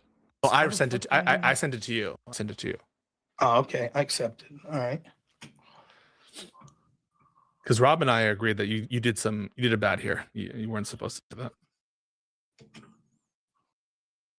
But I think that your speech is protected, Wick. I will say that. I think that your Wick is protected. Your Wick is protected. Your speech. Well, it's I mean, because your standard is nonetheless. It's the First Amendment standard. You're allowed to say, I want criminal things to happen. And I want you to do crimes. That's allowed. You thought it rose to the level of incitement of an insurrection when Trump said, because there's a Brandenburg. Because he meets Brandenburg. Well, no, I think Wick meets Brandenburg. I don't think he does. I think Wick meets Brandenburg. I think he does. I think it's clear that Wick was having a far more call to violence, intimidation, and insurrection than Trump was. All right, we're adding Wick. All right, cool. Mr. Wick and Rob, you're on the air. Wick, what'd you do, man? Let's give the floor first. Let's have this organized to Rob so that he can lay out his case, and then Wick, you can give your defense. Is that cool? Good one. I'm your guest. It's your channel. Cool. Rob, Yeah, why don't you start? You told people you're a coward. You told people to put their bodies on the line to obstruct law enforcement and to get arrested. You do so from your comfy chair. This is two things. One, it's probably a crime because you've probably incited an insurrection. Secondly, even if it's not, you're inciting people to break the law, which is despicable. And third, you're going to lead to people being harmed or arrested, which is absolutely despicable. And the situations like we saw are going to become more inevitable because of scumbags like you that encourage people to go out there and challenge law enforcement. Wick, your response? Okay, so coward's a funny word for someone who decided to go behind my back, not approaching me, but going to Pisco to talk about me without talking to me, without, confronting me yourself. So the coward's a funny word to use there. I'll start with that. Second of all, when we talk about blood on our hands, I think the people who are defending these ICE agents and preventing them from being held accountable is just going to lead to these ICE agents continuing to kill people in the street and to brutalize women and to brutalize civilians just for exercising their First Amendment and Second Amendment rights. So if anyone has blood on their hands, it is you, sir. And third, I absolutely stand by my statement that we Really? have a moral obligation to obstruct. I mean by that, and Just do I say, crimes. if you're a Christian, if you're a patriotic American, you currently have a moral obligation to obstruct ICE. If they come to you and they ask you, where are the Spanish people? Where are the Hmong people? You have Mexicans under your floorboards, yes?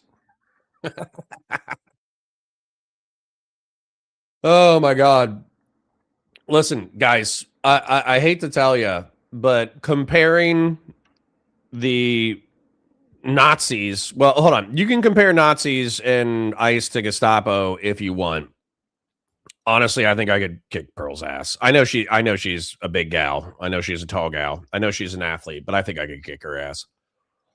You are harboring enemies of the state, are you not?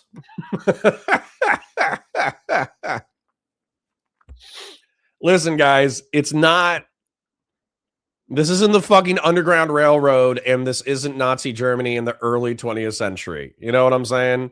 Like, if you want to have illegal immigrants in your house in order to try to minimize their exposure to the exterior world so they don't get arrested, that's fine.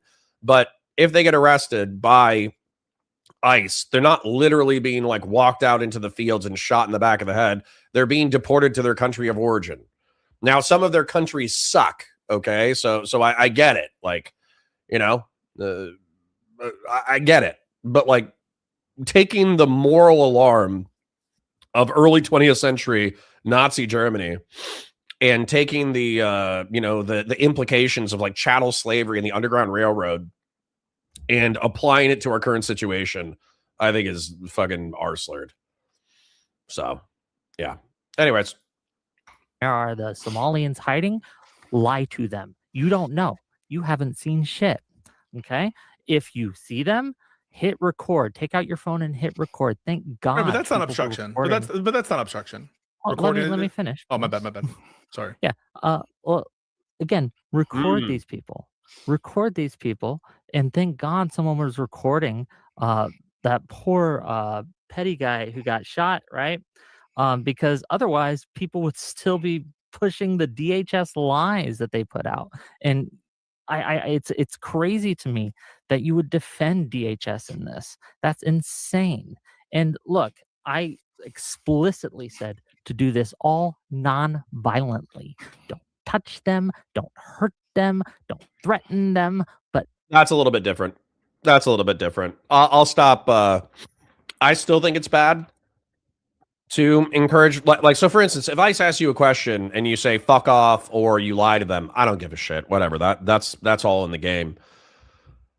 I think obstruction, which I did hear him use at some point, I don't know if it was in the clip or if it was in the past like 60 seconds or whatever. Obstruct for me carries like the weight of 18 USC 111, right? So you could definitely be incarcerated for it. So I still think he's risking incarceration for people that actively go out and film and then physically obstruct ICE from doing their jobs. However, if he's actually advocating against violence, I don't have a problem with this. I think this is a perfectly fine lib take at this point. Is that like filming them, holding them accountable, making sure that they actually do their jobs without violating civil rights. If they are violating civil rights, they're filmed. Engaging in passive civil disobedience. Yeah, I don't give a fuck about this. This is totally fine. And saying that it's insurrection, I think is cope and soy. So Wick has successfully wicked me. Okay. I am wicked out right now. Fast and Bulbous for 5 says, Rob Noer's special move is unlimited hunger. Pisco is River of, I'm not going to read that. Wick's special move is looks like Buck Angel. What a savage comment. Fast and Bulbous, what the fuck?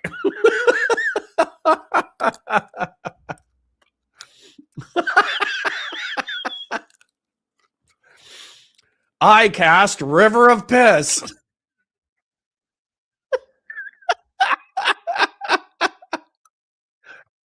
That's a wild super chat. That is fucking crazy. Yeah, nobody can escape the wickening. So true. Oh my God, they can eat pisco. True. Dude, take off the orange hoodie.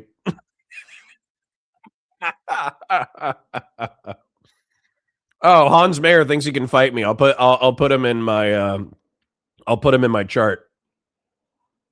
Absolutely do not cooperate in any way, shape, or form with them. Okay, I'll respond. One, wasn't an act of cowardice, as seeing as how I started my stream and I had no idea that you would recommend it from your comfy chair that other people go put their bodies on the line by breaking the law. And so that came on in the course of this. Second, I didn't plan to talk to Pisco. Pisco happened to call into the show, and I was like, did you see what Wick said? And he acknowledged that it was a bad idea. Third, whataboutism? Even if I was a coward, it doesn't prove that you're not. I noticed that you won't be out there actively extracting ice. Hold You on. just tell your Why brother, won't I? please, Hold on. I give Hold on. you a Hold on. long- No. I give you a- If I give you a see long period- ice, I I'm give you a absolutely long- going to do I those give things. you a long. If ice comes to Philadelphia, let Rob respond. let Robert respond. Let Robert respond. Yeah. I was capable of sitting there quiet, something that Wick is incapable of doing. In fact, his lack of sort of. All right. I put Hans on my fight list. I typed in German guy in fetish leather gear. I found a picture of Hans. I labeled it Hans in case we forget who the German guy in fetish leather gear is. And I put him in the happy to fight him, but I think it would be a contest. Harstar says you've had hand-to-hand combat training in the Marines. Yeah, absolutely. But you understand that this is what my Marine Corps combat, Marine Corps martial arts program instructor said at the tan belt level. He said, hey, McMap is good for taking somebody who's a basic bitch and giving them some moves that they can do. But effectively what we're teaching you is just enough martial arts knowledge to get your fucking ass kicked. So don't go home and think that you're Bruce fucking Lee, because you're probably going to bite off more than you can chew and get your shit rocked. Okay? That was my introduction to Marine Corps martial arts. Now, I did get a green belt, and I worked hard for my green belt. And I did have some really cool instructors. Sergeant Berkeley, of all people, was like a kung fu master. And I totally would have.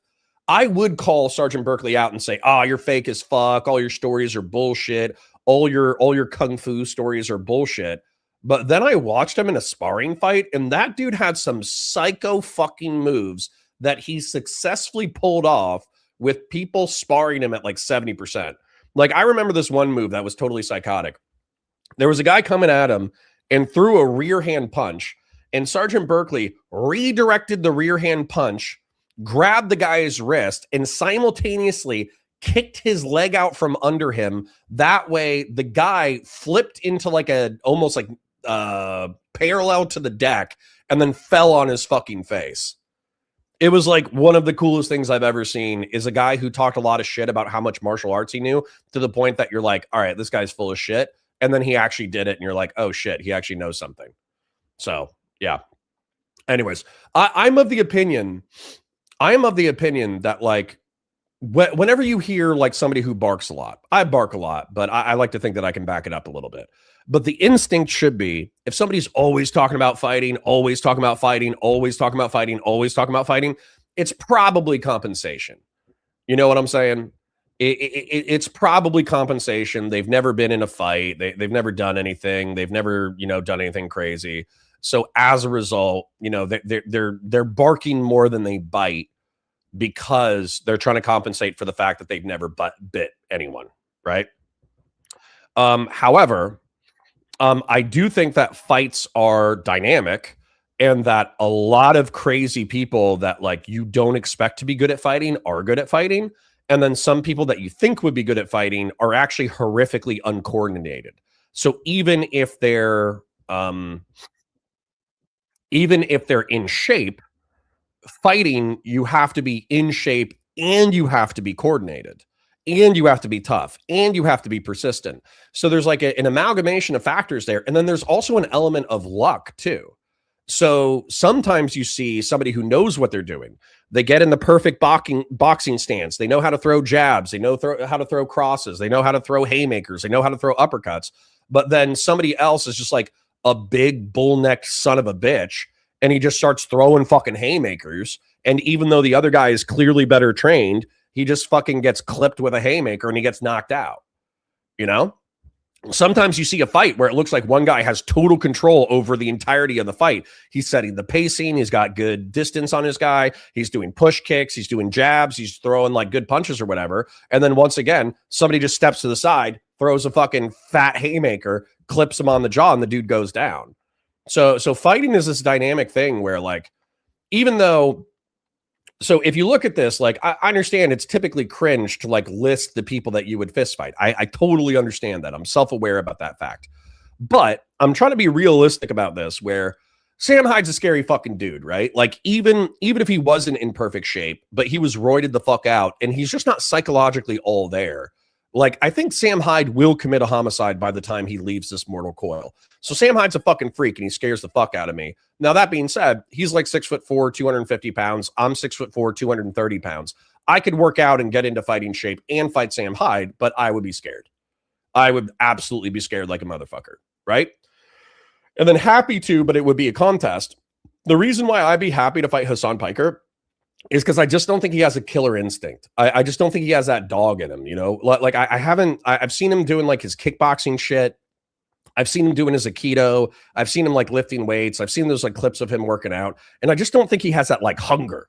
I don't think he has that anger. So he's tall enough. He's big enough. He's strong enough. He could probably get into the right shape for fighting, but I don't think he has that like killer instinct. Now, weirdly enough, Soy Pill, same thing, but I don't fully know because I don't know Soy Pill that well. Turkey Tom, I think he's got that dog in him. I think Turkey Tom, not only could he be in shape, but I think he could find his killer instinct. Vosh, surprisingly enough, I think he could probably find his killer instinct. Cenk Uygur could probably find his killer instinct, and if he worked out, that would be an interesting fight. I just think Cenk Uygur is as liable to have a heart attack in the ring as anything else, so he would actually have to like get into shape. Mike from PA, I think I could whoop. Augie, I think I could whoop. Nick DiOrio, I think I could whoop. Pearl Davis, Silver asked, who's the volleyball girl? It's Pearl Davis. I think I could whip Pearl Davis. Asmongold, I think I could whip. And it's not even a guaranteed thing, right? Who knows? Maybe Augie RFC has been doing fucking Brazilian jiu-jitsu and he could, you know, he could like climb my back like a spider monkey and choke me out. I have no fucking idea. I'm just going off of like probability and vibes. You know what I'm saying? I'm just going off of probability and vibes. Yeah, Vosh trained boxing in uni. Yeah. Vosh could. I think Vosh could be nasty. How many Destinies would you fight at once? 6.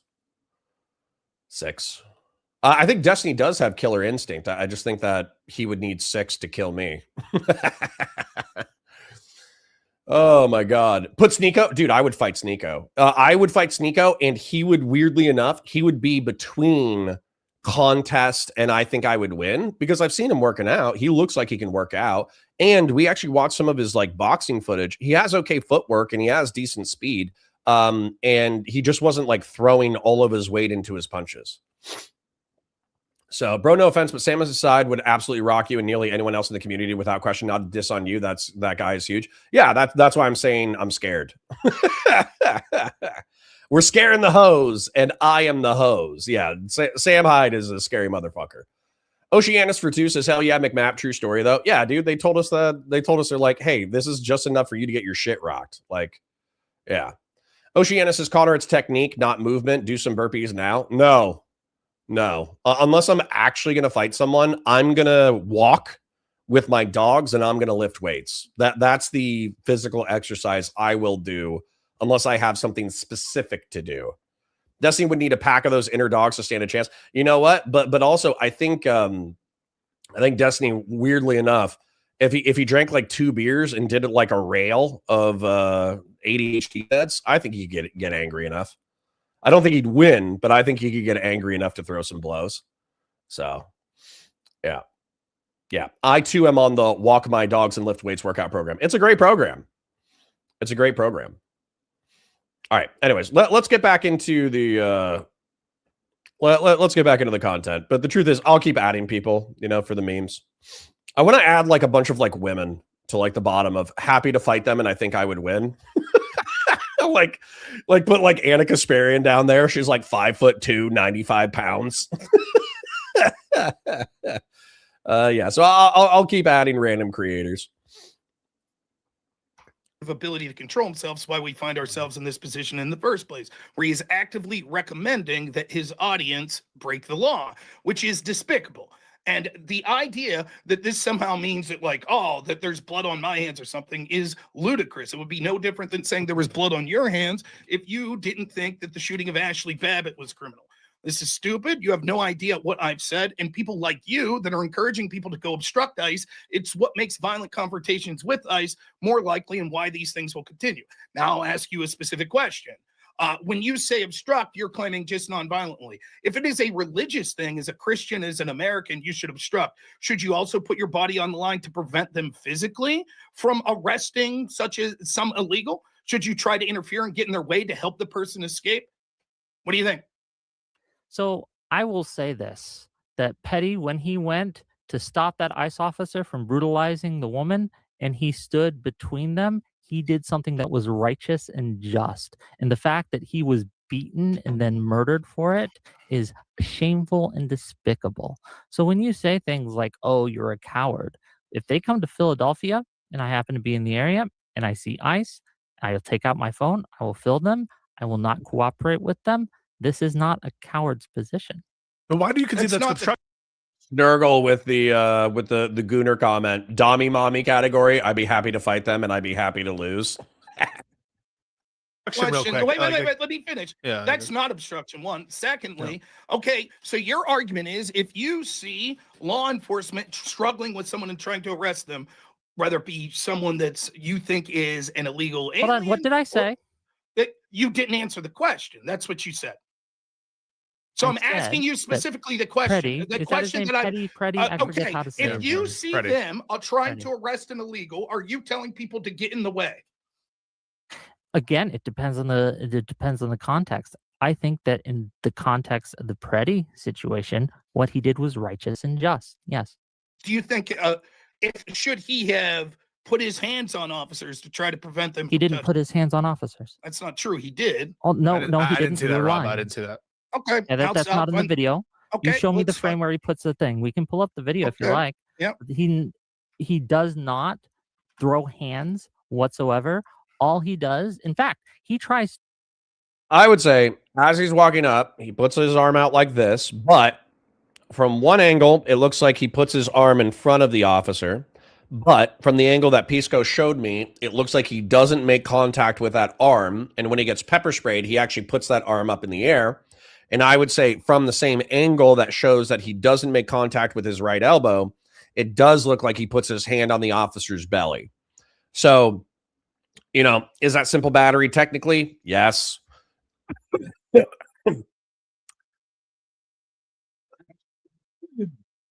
Oh, shit.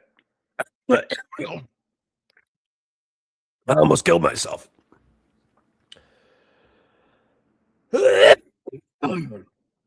Hold on. Hold on, chat. I'm dying. Oh.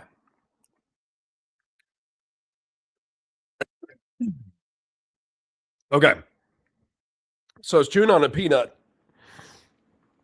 and I left a little bit of debris in my mouth, and I inhaled, and it, it basically shotgun blasted my lungs with a peanut meteorite.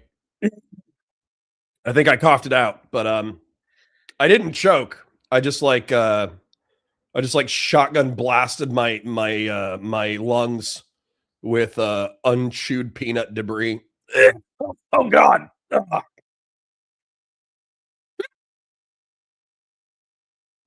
Yep. I'm gonna put Mr. Peanut in the scared to fight. In the scared to fight category.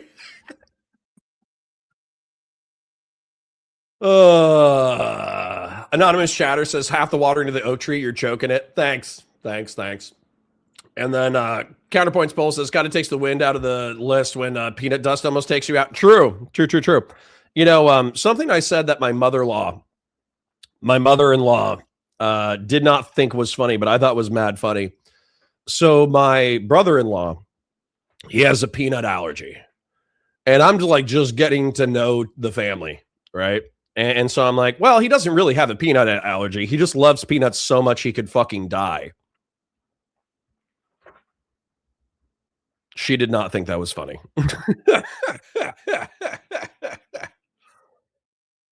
This is why I hate Connor just randomly saying what laws are without pulling anything up. You want me to pull up Fed? See if there's a battery at the federal level? Sure. Sure. Granddad's Lounge says, I do that. It's actually a medical condition if it happens often, especially with drinking. I used to do that daily. I have to actively think about drinking when I drink, else I drown myself. I'm sorry. I'm sorry that you almost kill yourself by eating and drinking, but that is also funny. Oh my God. Yeah, dude, Peanut's got hands.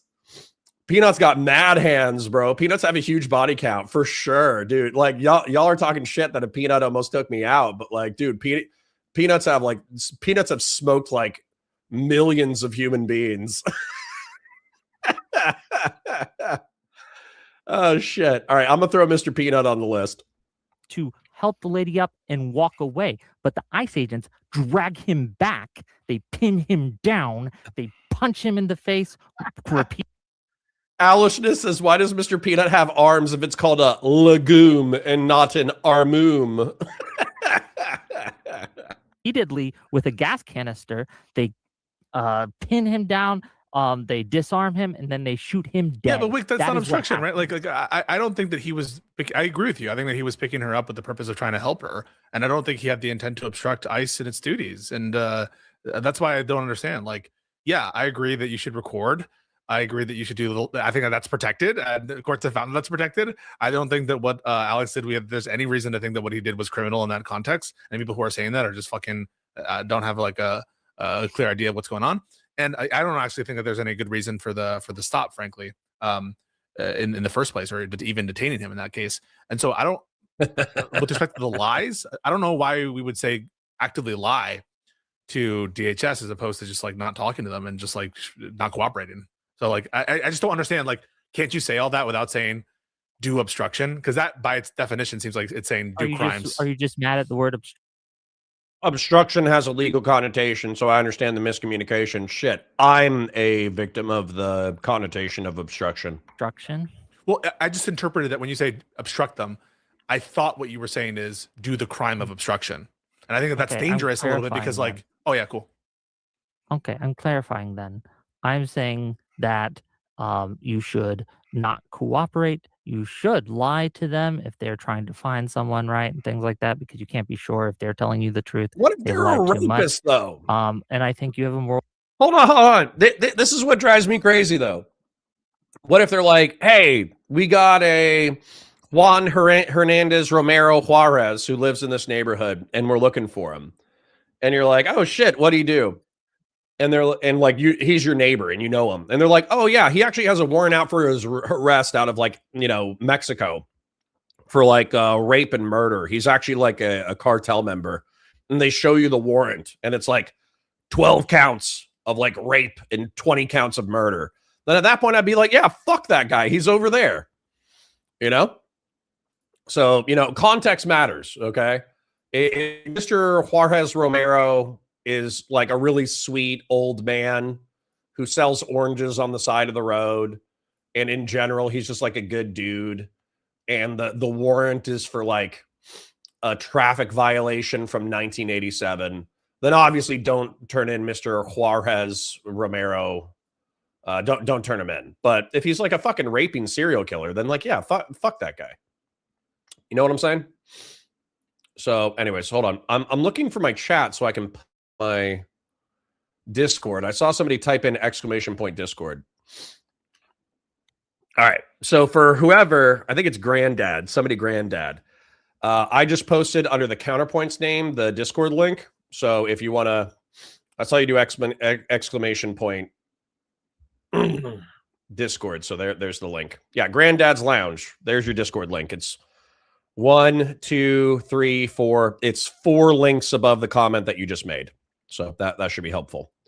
All right. Sorry. Let me try to get back into, I totally jacked up my setup. Let me find the video. Where's the video? Not that one. Not this one. StreamYard. How many Chrome tabs do I have? Holy shit. Did I accidentally exit out of the Chrome tab? I think that's what happened. I accidentally exited out of the Chrome tab. Shit. All right. Well, that's okay. It's still loaded up. We're still going with this content, by the way. I want to hear Rob Noerr accuse Wick of being a evil douchebag some more. So Wick TV. I think this content's pretty funny. Because effectively, like, Rob goes from like sweeping. Trump didn't do any insurrection. Trump didn't do any insurrection. And then, excuse me. And then he's like, oh yeah, if you protest ICE, that's insurrection. And it's like, all right, for real? All right, I'm gonna fast forward to 40. I don't even know where we were timestamp wise. If somebody wants to give me the timestamp, if they were paying attention, you could do it. But I'm just gonna play here. Think that are you going to send in a tip to me? No. Are you going to try to get me deplatformed? No, I told you. In fact, I want the opposite. I wanted you to stop this dangerous rhetoric. I don't want you deplatformed at all. Nor Why would is I my ever rhetoric send in dangerous? that specifically? because you were suggesting the reason that Preddy is dead is because he took the exact advice that you're suggesting. That's not true. Yes, not it is true. true. What happened was he was part of a group, right, that decided they were going to intentionally obstruct the efforts of ICE. They were doing so by doing things like constantly surrounding them, blowing rape whistles and shit like that in their ear, intervening on when they were trying to apprehend or prevent a woman from blowing that whistle in their ear, standing in the middle of the street, preventing them from lawfully executing the law. He decided to get in the way while he was knowingly armed, and that leads to escalations that will predictably allow to people dying. That's what happened with Renee Good as well, because they are taking your advice. You go even further and say not just that people should film, but that they should, quote, break the law and obstruct and prevent. Fish Dad says DHS has repeatedly lied about people like the Maryland man. Yeah, so asked to see the warrant. And then somebody said the crime is him selling oranges on the side of the road without a permit. Well, depends on the quality of the oranges, right? If he's selling you trash that he got out of a dumpster, not because he's poor, but because he wants to sell you dog shit product, then yeah, fuck him. But if he's selling like high quality citrus on the side of the road, no, I don't know that guy. I don't know where you can find him. Sorry, officer. Good luck though. You have a nice day. And lie, prevent them from being able to execute their law. You do so from the comfort of your own home. I would not call in the tip. I'm strongly suggesting that you refrain from saying these things. I can't refrain from saying these things because me refraining from saying these things would be an act of cowardice. These are things that I believe, and I have a habit. If I believe something, whether you like it or not, I am going to say something. And I think that people need to hear these things. Well, you're not. What's your take on administrative warrants? I don't know the difference between administrative and judicial. I straight up, I don't know the difference. So hold on 1 second. Granddad's Lounge literally says, Connor, gosh darn it, man. All your links are broken on Twitch and the link didn't show up in YouTube chat. Laughed my ass off. I just posted it under Counterpoints. Am I not live on Counterpoints right now? Fell Runner. Get Mr. Granddad's Lounge link. Preddy did not die because he, quote unquote, followed my advice. He was recording ICE. He was doing nothing illegal. He was doing no obstruction. He was not trying to interfere. That's not true, but that's okay. We've already argued about this.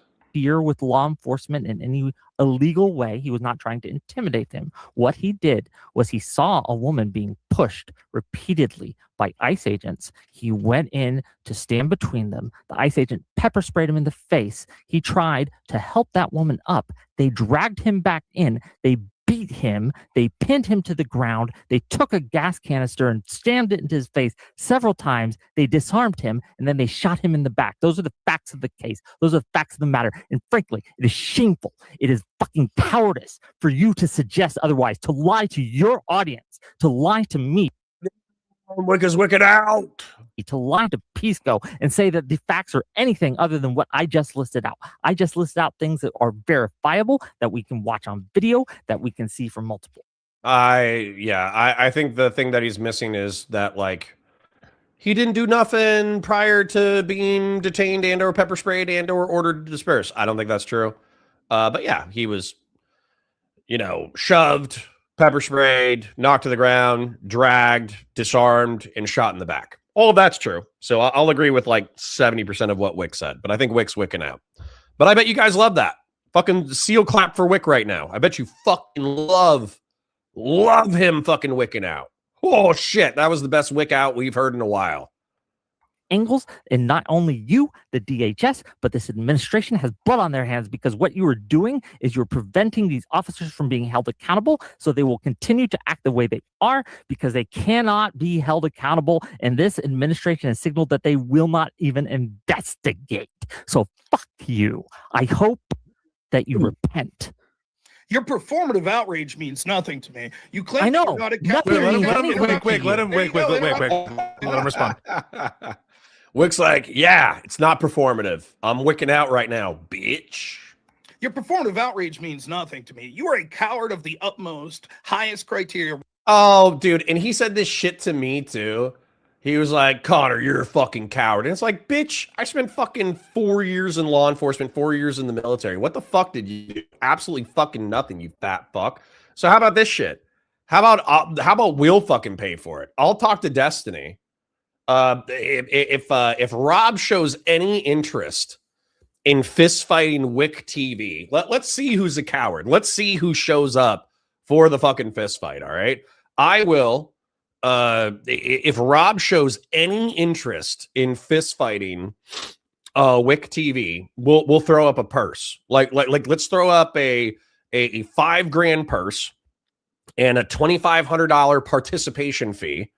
And let's just go to a fucking let's just go to a fucking gym and see who's actually a fucking coward, right? Let's do it. Let's see who's willing to put skin in the game, risk injury, risk public humiliation, risk their reputation. Let's see who's willing to show up to a fucking fist fight. Okay, we'll talk to Sean Strickland, you know, the Nazi MMA fighter. We'll ask him to you know, referee the fist fight. We'll go to Las Vegas and we'll have Rob versus Wick. Let's see who's a fucking coward. Because here's the thing. I think Wick would show up. I'm not guaranteeing that Wick would win. Okay? I'm not guaranteeing that Wick would win, but Wick would show up. If Wick was willing to fight Andrew Wilson, then he would absolutely fight Rob Noerr. So I think Wick would show up. The question is whether or not Rob Noerr would show up, right? So Sean isn't stopping the fight. Sean is a Nazi? Yeah, go check out his Twitter. Just type in Sean Strickland MMA fighter Twitter Jew, and that is you know, that's going to pop up with a lot of results. Okay. Yeah, Wick was like Navy though, or like Air Force. I forget. He was some kind of like mech guy. So being like a pogue in the Army or the Air Force doesn't mean that you're the toughest motherfucker ever. I'm not saying that Wick's going to win. I'm saying Wick would show up and throw bows. That's what I'm saying. So yeah, I'm sure, you know, Destiny, especially once the case is settled. I think they filed for a summary motion to dismiss. If that actually goes through and Destiny's civil case gets dismissed, I almost guarantee you, like, Destiny would throw up $7,500 for Wick to fist fight Rob Noerr. So yeah. All right. Anyways, sorry. I was just fantasizing about that. I think it'd be mad funny. But if you're going to keep using the word coward on the internet, then you probably need to back that shit up, huh? Recommending that your audience breaks laws that you're unwilling to do. If you're so outraged, you could have gotten your way after the Renee Good shooting to Minneapolis, but you don't because you're a coward. You want to do what I think that's a question of money and logistics, not necessarily bravery. all of these other lefties want to do, which is to make this situation likely to have martyrs, so that the political outcome that you want of stopping ICE See, I think this is what Hassan Piker is guilty of, not what Wick is guilty of. from lawfully enforcing the law can be achieved. And you know, by setting up and saying that people should rely on their own judgment when they think ICE is going too far with the law and then break the law to obstruct them, that's likely to lead to violent confrontations with law enforcement. You're fine with that. The truth is, you want people like Preddy to die. You want people like Renee Good to die. I think that's if Wick was wicking out and moral frogging earlier, I think Rob is moral frogging now. Quick shill. we've had a beautiful month, and Christian Vlaris already like oiled the shit out of the chat with a $300 super chat. So like, I'm not freaking out about the cash at all. But like the stream, share it with your friends, engage with chat, super chats if you got them, memberships if you got them. We got 160 people cross-platform right now. We're live on Valor Media Network Monday through Friday. On Tuesdays, we're live on Counterpoints Politics from 9:30 a.m. to 2:30 p.m. If you're enjoying the content, we do this every day. We find the spicy debates, we find the panel shows, we find the interesting content, we find the Epstein file coverage, we find this, we find that, and we break it down. We just pause every 5 minutes, we bullshit as a chat, we have a good time. So if you're having a good time, like the stream, share it with your friends, engage with chat, super chats if you got a memberships, if you got them, my parents should love you. Thank you for being here. Let's go. You would fucking love it if someone in your own audience took your advice, went and obstructed ICE, and then was killed so that you can make yourself the center of the story, and you would be able to then further go on and say this was more evidence as to why ICE should be disbanded. You are despicable. You are someone that I think, if we could have differing opinions or whatever, in fact, you don't even know what my opinion is on this shoot. Oh, I might name Jake Shields instead of Sean Strickland. That's my bad for being racist. I think white people look alike. You don't have a fucking clue. I talked to Pisco about it. You don't know, right? But the fact is, no matter what, I've never suggested that people actively go out there and put themselves in harm's way because they should do things that I think are illegal, but I would consider moral and obstruct law enforcement. How does Rob feel about like random civilian vessels in the Caribbean getting blown up? How does he feel about like ICE, you know, detaining and deporting people to Sukkot where they're like sodomized and tortured? How does he feel about that? Or does he only care exclusively about people who are American citizens? Because like, dude, trust me, I care about American citizens more than I care about other people, but I still also make the classic mistake of thinking that human beings who are not American citizens are human beings deserving of some level of dignity. So I would really, really be curious if we're going to moral frog about how like, oh, you're putting your audience at risk. You're risking people getting killed. You're risking people getting injured. And I find that so morally reprehensible. Okay, well, what do you feel about Donald Trump blowing up a Caribbean vessel that had 11 people on it? You know what I'm saying? Because the organization that they targeted, they're not just famous for drug trafficking. They're also famous for human trafficking. So how do you feel about the fact that probably, you know, 2 or 3 of those people on that boat were drug traffickers, but 8 of them were random Hispanic civilians? How do you feel about that? You know, because if your thing is like, well, then this moral frogging feels very disproportionate.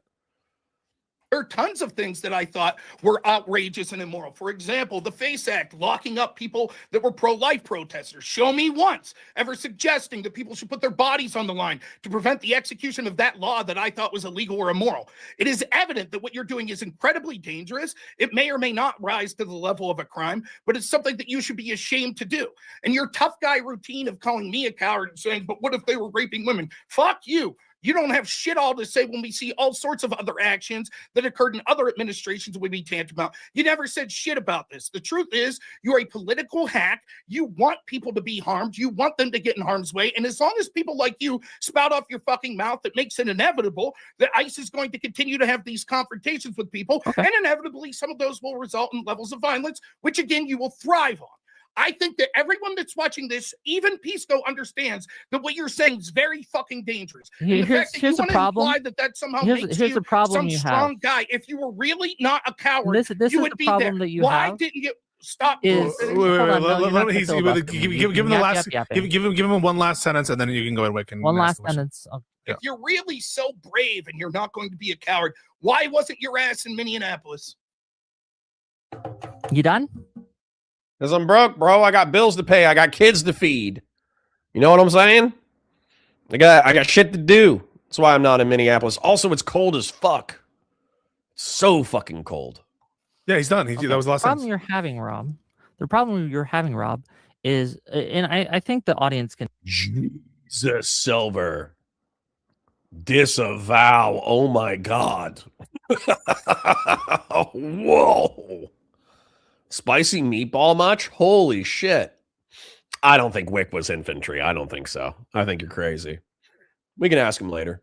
You can plainly see this, right? You have to add words to what I say. You have to add and infer like, oh, Wick actually wants this despite everything he says, where I can simply stick to the facts at hand. I can simply look at the facts and again go through the facts of the Preddy shooting, right? Showcase what happened and then showcase what you've said about it. Like, I don't know your stance. I can reasonably infer it based on what you're saying now, based on what I heard you say to Pisco, based on What do you think it the is? Then? conversation Wait, we're having. what do you think? What do you think? What do you think his stance is? So he thinks, and because he said this, that Preddy obstructed, intimidated, or did something But on the that shooting, got in the way. but on the shooting, And so the shooting was probably may or may not have been good that he actually got shot, but he actually fucked around and he found out. Did I say that, Pisco, in the entire conversation? you didn't say that, but is that your position? No, my position is that you should be very careful if you're armed before you're actively resisting law enforcement. But I think no matter what, that's kind of fucking hard to let find out, right? Let me finish. Oh, yeah, okay. Hold on, no. You went on a whole spiel. No, you can listen. You can control yourself. Calm down. Calm down. Wait. Why is it? Wait. Let Rob respond to the question. Let Rob respond. Sorry. No. Wait. So that was the question and answer, Rob. So you think that's answer? You said that your position is that you need to be careful when you're with a gun and resisting, right? Correct. And by the way, I share this position as well. So just as an example, 10 days before Mr. Preddy was shot, allegedly, I'm going to say allegedly because I don't know how you could confirm that it was 100% him. He could have a doppelganger. But a doppelganger of Mr. Preddy had a pistol on his person that was viewable in the video, and he kicked out the taillight of an ICE vehicle. I think that's fucking crazy. I think kicking a law enforcement vehicle while having a pistol on your person, almost inviting a fight with law enforcement officers, is almost like a guaranteed way to get fucking shot. I think that's legitimately fucking insane. Now, in reference to like the resistance stuff or whatever, I think he was passively resisting, okay, quote unquote. Passive resistance, for those of you who haven't checked out the other content, passive is literally just standing there. You know what I'm saying? Somebody says, put your hands up or whatever, and you just stand there. Okay. Then it's kind of the cop's job to grab your wrist and put it behind your back and going limp, that kind of thing. You're not really like yanking away, but you're just passive. So I would say up until he's on the ground, he's passively resisting. And then I would say actively resisting is where you're yanking your arms and legs away, trying to prevent yourself from getting arrested. However, something that Pisco's pointed out, I pointed out, Destiny's pointed out, everybody's pointed out consistently, is that if we are going to give law enforcement officers broad latitude when it comes to high adrenaline scenario, then we also need to give civilians that amount of latitude, where if they've just been pepper sprayed and shoved to the ground and 6 people are yelling at them and 6 people are yanking on all their limbs, you got to give them a moment to comply. You know what I'm saying? You got to give them a moment to comply. So, Paper Citadel and Hans Mayer say things that I think are silly, which is, okay, I'm going to make a simple point. You're saying it's a non sequitur, but I'm going to make a point, okay? It is inadvisable to antagonize law enforcement while armed. It could be legal, but it's inadvisable. That is a statement made in isolation. Do you agree with said statement? Okay. Is it inadvisable to antagonize law enforcement while armed? Yes or no? I'm going to hold you to a Pisco yes or no answer. So I think there's a little bit of a stream lag, so I'm just going to yap for a second while Paper Citadel and Hans have a opportunity to respond. Michael Hatchdude with the 5 says, imagine Wick said the same about Noerr wanting Charlie Kirk's end. Oh, wow. Yeah, that would have been wild if Wick TV was like, yo, you wanted Charlie Kirk dead. That way he could be a martyr in your movement. That would be crazy. Okay. Yeah, probably, but it's unadvisable to do that regardless, whether armed or not. Okay. That close enough for me. I'm good with that. Thank you. Thank you for being honest. I love you. Join the community. Like the stream, share it with your friends, engage with chat, super chats if you got in, memberships if you got in, my parasocial, love you. Thank you for being here. Join the Discord too. Let me go ahead and pull the Discord. And the shooting of him was tragic. And Granddad Lounge sarcastically says, you shouldn't antagonize law enforcement ever, but shouldn't die for it. I don't agree with that.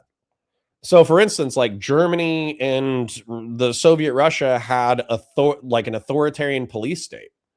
I think that antagonizing law enforcement in those scenarios would be morally just things. So I wouldn't use the word shouldn't.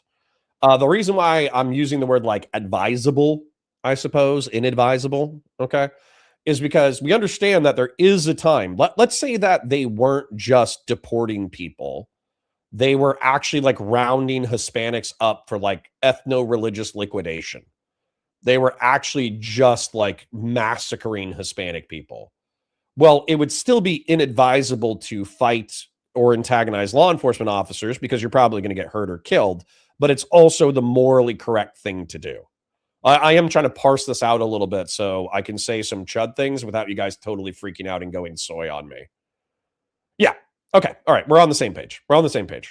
And the exercising, if you started to watch this, the exercising of the Second Amendment should absolutely be allowed, even to the people that are protesting. So I don't know where the fuck he gets this. The balls that he has, implying that there's blood on my hands, and then admitting, but I don't know your. Well, the blood's on your hands because you voted for this arsehole administration. So, like 80 million people for the Trump administration. Say the deaths that have been caused by the Trump administration, the estimated 3 million dead overseas due to the cuts to PEPFAR and USAID, Preddy and Good, and the people who have like committed suicide or died in, federal holding, waiting for the mass deportation operations. He has 180 millionth that cumulative blood on his hands. So, he probably has like a third of a dead person on his conscience if you do the math. Stance is laughable. This is the judgment I've of the never person said I that's didn't know your telling stance. people Okay, now let who's Wick- also getting. Why are you lying about what I'm but saying? let I just said. Let Wick continue. You answered the question, and Rob says that that's not accurate. Go ahead. And this is the thing, like he lied just now. You all saw it about what I said. What's the lie? Right? What's the lie? That he claims that he doesn't know my stance or whatever, right? That is what Well, you you know, said. well, That's you- I what said you in didn't fact, say that? in fact, please shut up, Rob. You just can't control yourself, and I understand you're upset. You're angry that you're being righteously I thought you said called out. I thought you said that you didn't know it for sure, but it. you could infer it. I thought that you. So, to be clear, I did the math on it. Rob has 1/5 of a dead person on his conscience. You did say that. Yes, I can infer it. Absolutely. I didn't lie then. Right? I didn't lie. So- when I so- said You I didn't know. absolutely lied. But let's continue. He goes that lie. Here's the No, problem. I don't think it's a lie. having. I don't think it's a lie. Go ahead, sir. Okay. Go ahead, Wick. No, but that's Andrew Wilson performative laugh. Fucking kill me now. You That's a- lied. that- I'm righteous. Hold on, Okay, are you that's okay? an- You're that's gonna an have a ans- heart Rob, attack, that's or a- are you gonna Rob, let me that's- finish? You're Rob, gonna that's an filibuster. ancillary point. That's an ancillary point. Okay, but go ahead, Wick. You're gonna feel. At least this isn't 3/5. I hate you. At least this isn't 3/5 of a person. Oh, fuck you. Who was that? Oh, fuck you, Sen Patriarch. Fuck you, Snurgle. You guys thought of the same joke at the same time. Oh, fuck you both. Oh, that was great. Buster, you're gonna keep. Wick, trying respond to him. All right, You're gonna we want some go. constructive dialogue. Go. Yeah. Well, I don't think it's possible to have actually constructive dialogue with Rob. To be clear, I think he's a liar and a coward. Yeah. Paper Citadel says, sorry, I'm still enjoying that. I shouldn't be enjoying that, but I'm enjoying that. Having 35 immigrants died in ICE custody. Yes, Paper Citadel. So what I would do if I thought the Trump administration was responsible for deaths, the way that the Bush administration is responsible for deaths. Okay. So what's interesting about the Bush administration is we vilify them for the Afghan and Iraq invasions, which arguably caused like 200,000, 300,000 deaths per. So let's say it's 300,000 in Afghanistan, 300,000 in Iraq. And we're just going to lay that all at the feet of the Bush administration. So let's say that's 600,000 people, okay, that the Bush administration killed, arguably. And then let's divide that up by the people who voted for the Bush administration. Let's say it's like 60 million people. Okay. So at that point, everyone who voted for George Bush, I know this is like stupid math. I'm not saying this is actually how I expect you to conceptualize it, but I'm just going to add to it, or I'm just going to go for it. Okay. So that means that everyone who voted for George Bush is responsible for 0.01 deaths as a voter in American elections. Okay. Now, my though, can I add mixed Vivian Wolf? I could fight mixed Vivian Wolf. She probably knows how to fight, but I still think I would win. That's mad funny, fast and bulbous. So, anyways, with Trump, I would argue that his incompetence probably led to dead people during COVID, but let's not be too mean about it. We had like 1.1 million dead people in COVID, and let's say that if people had actually followed the lockdowns and the vaccine procedure, we probably could have saved like a few 100,000 people. So let's just put like, I don't know, 300,000 Americans dying due to COVID mismanagement. Okay. Then PEPFAR and USAID, the worst estimate, I am using the worst estimate, is estimated to kill 14 million people over the next 5 years as a result of PEPFAR and USAID cuts. So that's going to be like the vast majority of Trump deaths, okay, are going to be PEPFAR and USAID cuts. So let's add that together. 14,300,000 people. Now, somebody was saying that we had like another 5,000 people who have died in ICE custody. I don't know if that's true, but let's just throw that in there as a nice round number. Now, 80 million people voted for Trump. So let's do 80 million people. So for me, what's interesting is, according to Rob Noerr, I'm a warmonger.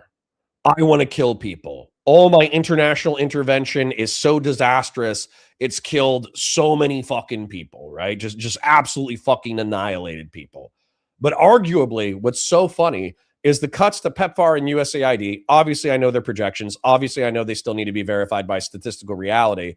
But the blood on MAGA's hands as a result of international foreign aid cuts dwarfs the war on terror by like a factor of 20.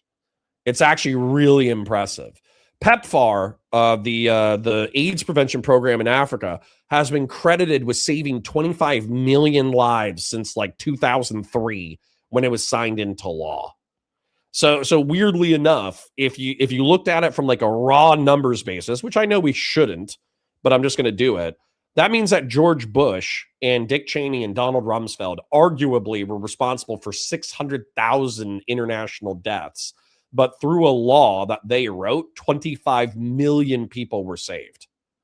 Now, these things are not like correlated. You didn't need to kill the 600,000 people to get the 25 million. I'm just saying that, like, when we die, we all have to answer to our conscience while we're on our way out. Like if you're dying of cancer or heart disease or something that takes you slow, you probably have to answer to your own conscience. And some people believe that you're answerable to the creator of the universe.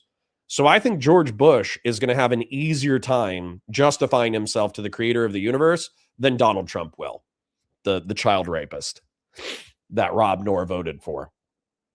Just checking in with chat real quick before we keep going. Granddad's Lounge says, what this meaning is that in real life, if faced with the trolley problem, Rob would walk away and let the 5 people die instead of pulling the lever and have 1 death on his hands. Correct. And he would think he was moral for doing so while completely misunderstanding what the trolley actually does. Sacred Snow says the Minnesota Somalis were just collecting their PEPFAR funding. Free the homie. I hate you. All right, let's keep going. Let's go. But beside the point for now, again, this implication that I want violence to be done is Hans makes a good point. Rob is more responsible than the average voter because he's a mouthpiece who convinces other people to vote. True. So if let's say that Rob Noerr has an audience of what, like I think he's in the hundreds now because of his Crucible orbit, gets 500 to 1,000. Let's say out of the 500 people that actually listen to him, he convinced like 50 people to vote for Trump who otherwise would not have. If that's true, then you could argue that he's, statistically responsible for the outcome of those votes. So, yeah, good point, Hans. Exact opposite of the truth. What I'm advocating for is the path to actually get things to cool down and stop. I want people to be safe. And when ICE agents are out there brutalizing people, breaking the law, violating the Fourth Amendment, right? They have a secret memo going around. Did you hear about this, gang? The whistleblower that showed they had a secret memo going around saying they only needed administrative warrants to break into people's homes. That's absolutely not true. That absolutely goes against the Fourth Amendment. It's violating our constitutional rights. We see them actively, consistently lying to the American public. There was an incident in Chicago, for example, where they brought a woman up on charges saying that she rammed their car and then they shot her 5 times.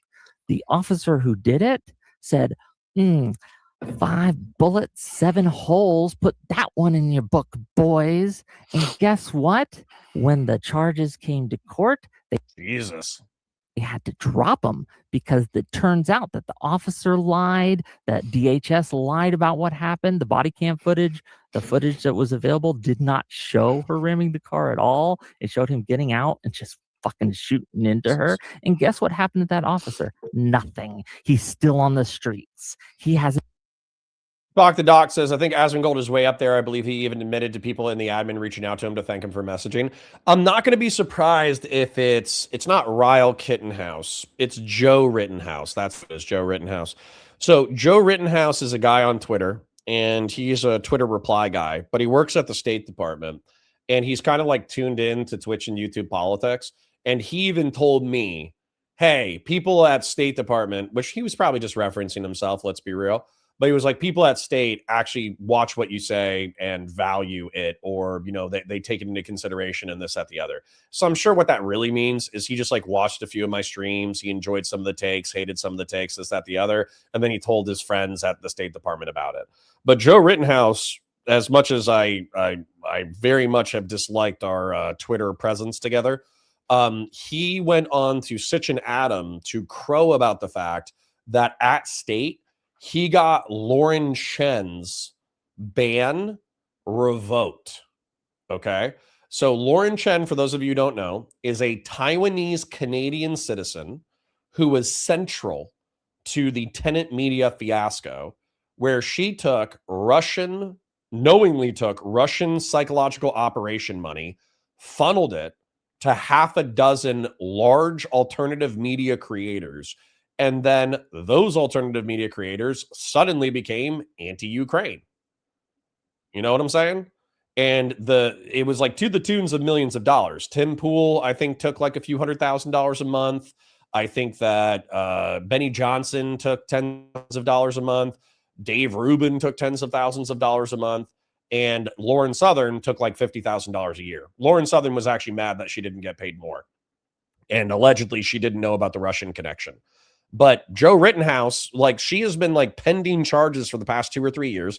Doesn't look like the United States is going to prosecute her, particularly after a Trump administration, a Trump admin.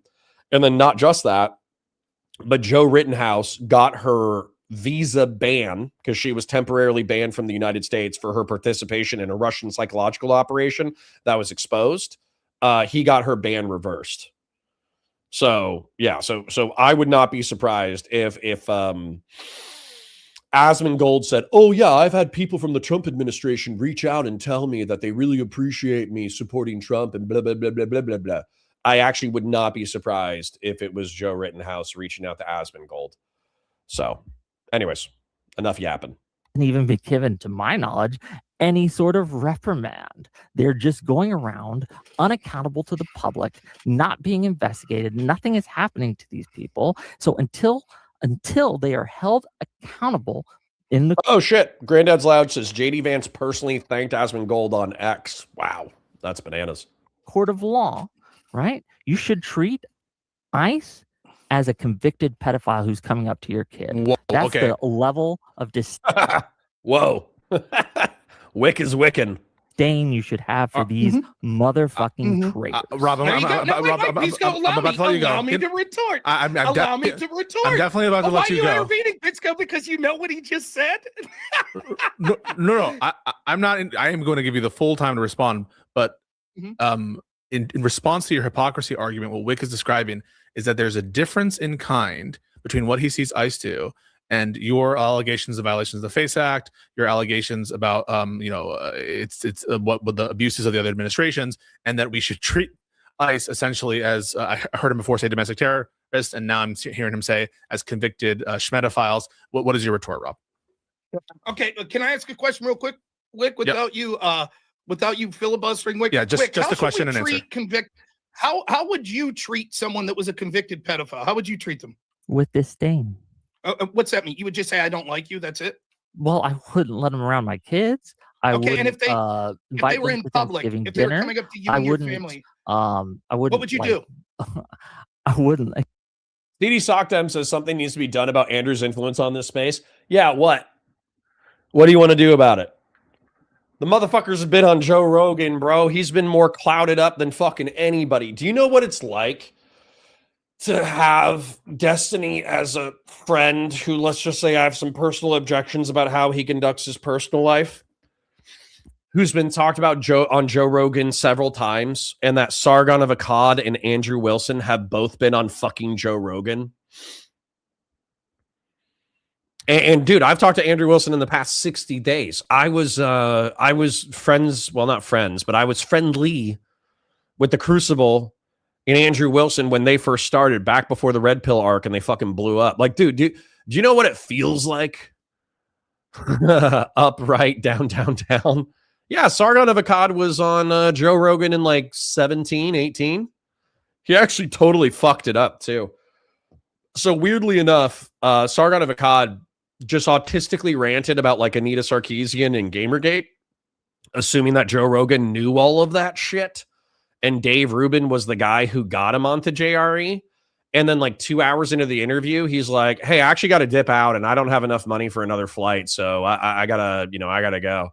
And then Joe was like, "Bro, like we're doing like a 3-hour interview and this is the like," he didn't say this, but he was kind of saying this. It was kind of like, "This is the fucking Joe Rogan podcast, bro. Like this is the biggest fucking platform in alt media, you fucking retard. Stay for an extra hour and ask your mom for an extra few $1,000 to push back your flight, you fucking dipshit." And then Sargon was like, no, I really got to go. And then Joe Rogan was like, "Dude, we'll pay for your fucking flight, you retard." Like it was kind of wild to see Sargon of Akkad either know how big the Joe Rogan experience was and not care, or to just be like so autistic that he was trying to dip out early. It was actually like really awkward and really weird. So anyways, like, yeah, Sargon went on Joe Rogan in like 17 or 18, but he totally fucked it up. And then Joe Rogan was like, "Oh, I'm not having internet personalities anymore," because that was actually when Joe Rogan was having a falling out with Dave Rubin. And so he's like, "I'm not going to have these like weird alt media online political freaks on anymore."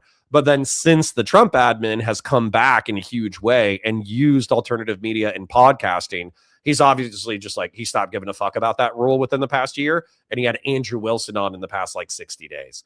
Now, apparently there wasn't a whole lot of contention, but Joe Rogan had like said, he could have just been bullshit and he could have just been saying it. But he's like, "Oh yeah, I've watched like a bunch of your debates. I'm actually kind of a fan." And it's like, what? Joe Rogan, the pothead DMT, spirits are out there. We don't understand the nature of God through hallucinogens. Jungian archetypical Jordan Peterson conservatarian guy is like cheering on a red pill. No offense, Andrew, but a red pill debate bro who bullies whores on the internet. I know he doesn't like to characterize his content that way anymore, but can we be real for a fucking second? That's how he got popular.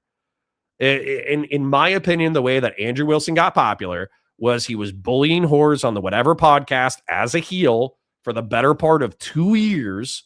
And the red pill people fucking liked him because he was an unapologetic Christian theocrat who was unafraid to, bully whores. You know what I'm saying? So that's bullshit. One of his cronies wanted Andrew on. I'm sure. Officer Nasty said, "Wait, he really said that." He says that within the first 20 minutes. Yeah. Joe Rogan, the Fear Factor host. Fell Runner is correct. So we've had 190 people. I think it's because Steven and the liberals haven't gone live because they're a bunch of bums. They're a bunch of bums traveling to the Carolinas to do an unfuck America thing. So you're stuck with me. You're stuck with your conservatarian crazy drunk uncle. Okay. But Fellrunner's right. If you're here and you're missing your favorite streamer and you're having a good time, like the stream. It's free. Share it with your friends. There's plenty of cool people in chat. Engage with chat. Super chats if you got them. Memberships if you got them. I parasocially love you. Thank you for being here. Let's get back into it. Exactly. Be friends with them. We wouldn't they're coming be up to you, playing if they're coming- cards. What do you want me to say? If they're coming up to you, if the convicted pedophile like starts to get in your face, they stop your car. What would you do? If they get in my face and stop a car, Yeah. Well, I tell them to leave. Hold on. Okay, what if hold they on. Hold don't? on. Let me ask. You asked me a question. I'm I'll ask you asking. a I'm question. asking. What Do if you they think don't? that? Do you think what- that I was going to what if- suggest violence? What if, Why what is if they it don't? that you would do violence to someone who isn't doing violence to you? Well, that's interesting. You seemed to get in your high horse earlier and say if they were. Hold on. Why raping would someone, you assume? Would you I'm hurt answering a the convicted question. pedophile I'm who hasn't answering done the anything question. illegal? I'm answering. So you wouldn't do violence on someone that was raping someone? Well, that's different. I One is by virtue well of then, wait, okay. So then that's the question but that's different. Please What is go. it by virtue of? I will answer. So the idea that when he says that I would treat them like a convicted pedophile or a terrorist, and then saying, "Oh, but perish the thought," I you didn't should say think that would mean some. Pisco, did he earlier say domestic I said terrorist? they are domestic terrorists. I didn't say I'd treat Mm. them like a terrorist. Oh, okay. Oh. So Those are different nonetheless, things with what you're different saying, I think that implications. it and is. I mean, that's a crazy thing to say, but that's okay. We'll continue. Also, I was going to say, Old Scotty says, Connor, Pisco has pivoted more towards the Andrew Wilson style debate where half the conversation is what does a word mean? I'll agree that some things with Pisco have gotten incredibly pedantic, and not just that, like the being so obtuse when it came to our conversation with the shooting. So like we probably spent 20 minutes on whether or not the law enforcement officers had the ability to detain. And then at the end of like the 20 minutes of arguing whether or not they had the ability to detain, I asked, like, well, do you think they had the ability to detain? And he said, like, yeah, I think they had the ability to detain, but I don't think that they did. And it's like, okay, well, are they going to be held accountable through the law, like through the courts, in order to, like hold them accountable for false arrest?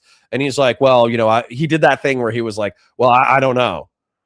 I don't know about that. And it's like, all right, bitch. So we just wasted like 20 fucking minutes trying to establish whether or not they had lawful authority for detention. But you think that they did, and you also don't know whether or not the courts would hold them accountable for false arrest. That just sounds to me like you're taking a maximalist, legalistic argument. And I accused him of this several times during the debate and the conversation of effectively being a defense attorney for the people involved.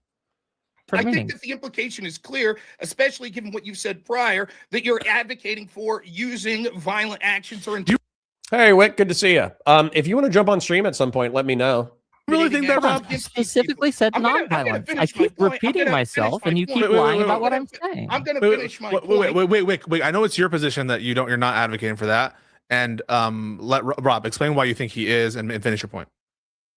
Because he's already said that the things that he considers that he would allow acts of violence if it goes to a certain level, if he thought they were immoral, right? And so when he's saying based on his subjective interpretation, when something was immoral, that he would use violence, just like he would use violence to prevent a rape victim, he could say, actually, I'm advocating for nonviolence, but it's belied by the positions he's taking. And continuing when he starts to become even more hyperbolic, saying that ICE officers should be treated like pedophiles and they are domestic terrorists. In terms So of the disdain, point that I'm trying to in terms make of is- disdain, right? And So it is not just. I think that's wild. So the domestic terrorist, bro, domestic terrorist is like, for me, that's like not Ruby Ridge. That's like Waco. Waco, a domestic terrorist sets up a fucking car bomb that blows up like, 300 people at a federal building, including 20 people that were at a daycare, So for me, like comparing them to domestic terrorists, I think is fucking wild. But yeah, Wick, let me go ahead and send you a DM. Maybe we can pick this apart a little bit, and I can politely press you on some of this, while maybe we can look for some levels of agreement. So yeah, let me see if I can call you real quick. what he was saying in Yes, terms of the disdain. What level happens that you is- would what like not happens is invite them to your home, I'm- etc. Why is it not I- just in disdain? Are you saying because that's what's likely to happen when people hear that they're likely will hear something different, or that Wick actually No, intends for violence to be done? I'm going to finish my point without you two Okay. interrupting me. The reason is because he is post hoc justifying when he realizes that he's calling for violence. He's implying that violence should be used, and then he post hoc justifies when you come in to save him. That's what he's doing. Mr. Wick, can you hear me? Yeah, you want my camera? Give me a second. That would be great. 1 second. I got to make sure I look presentable. Okay.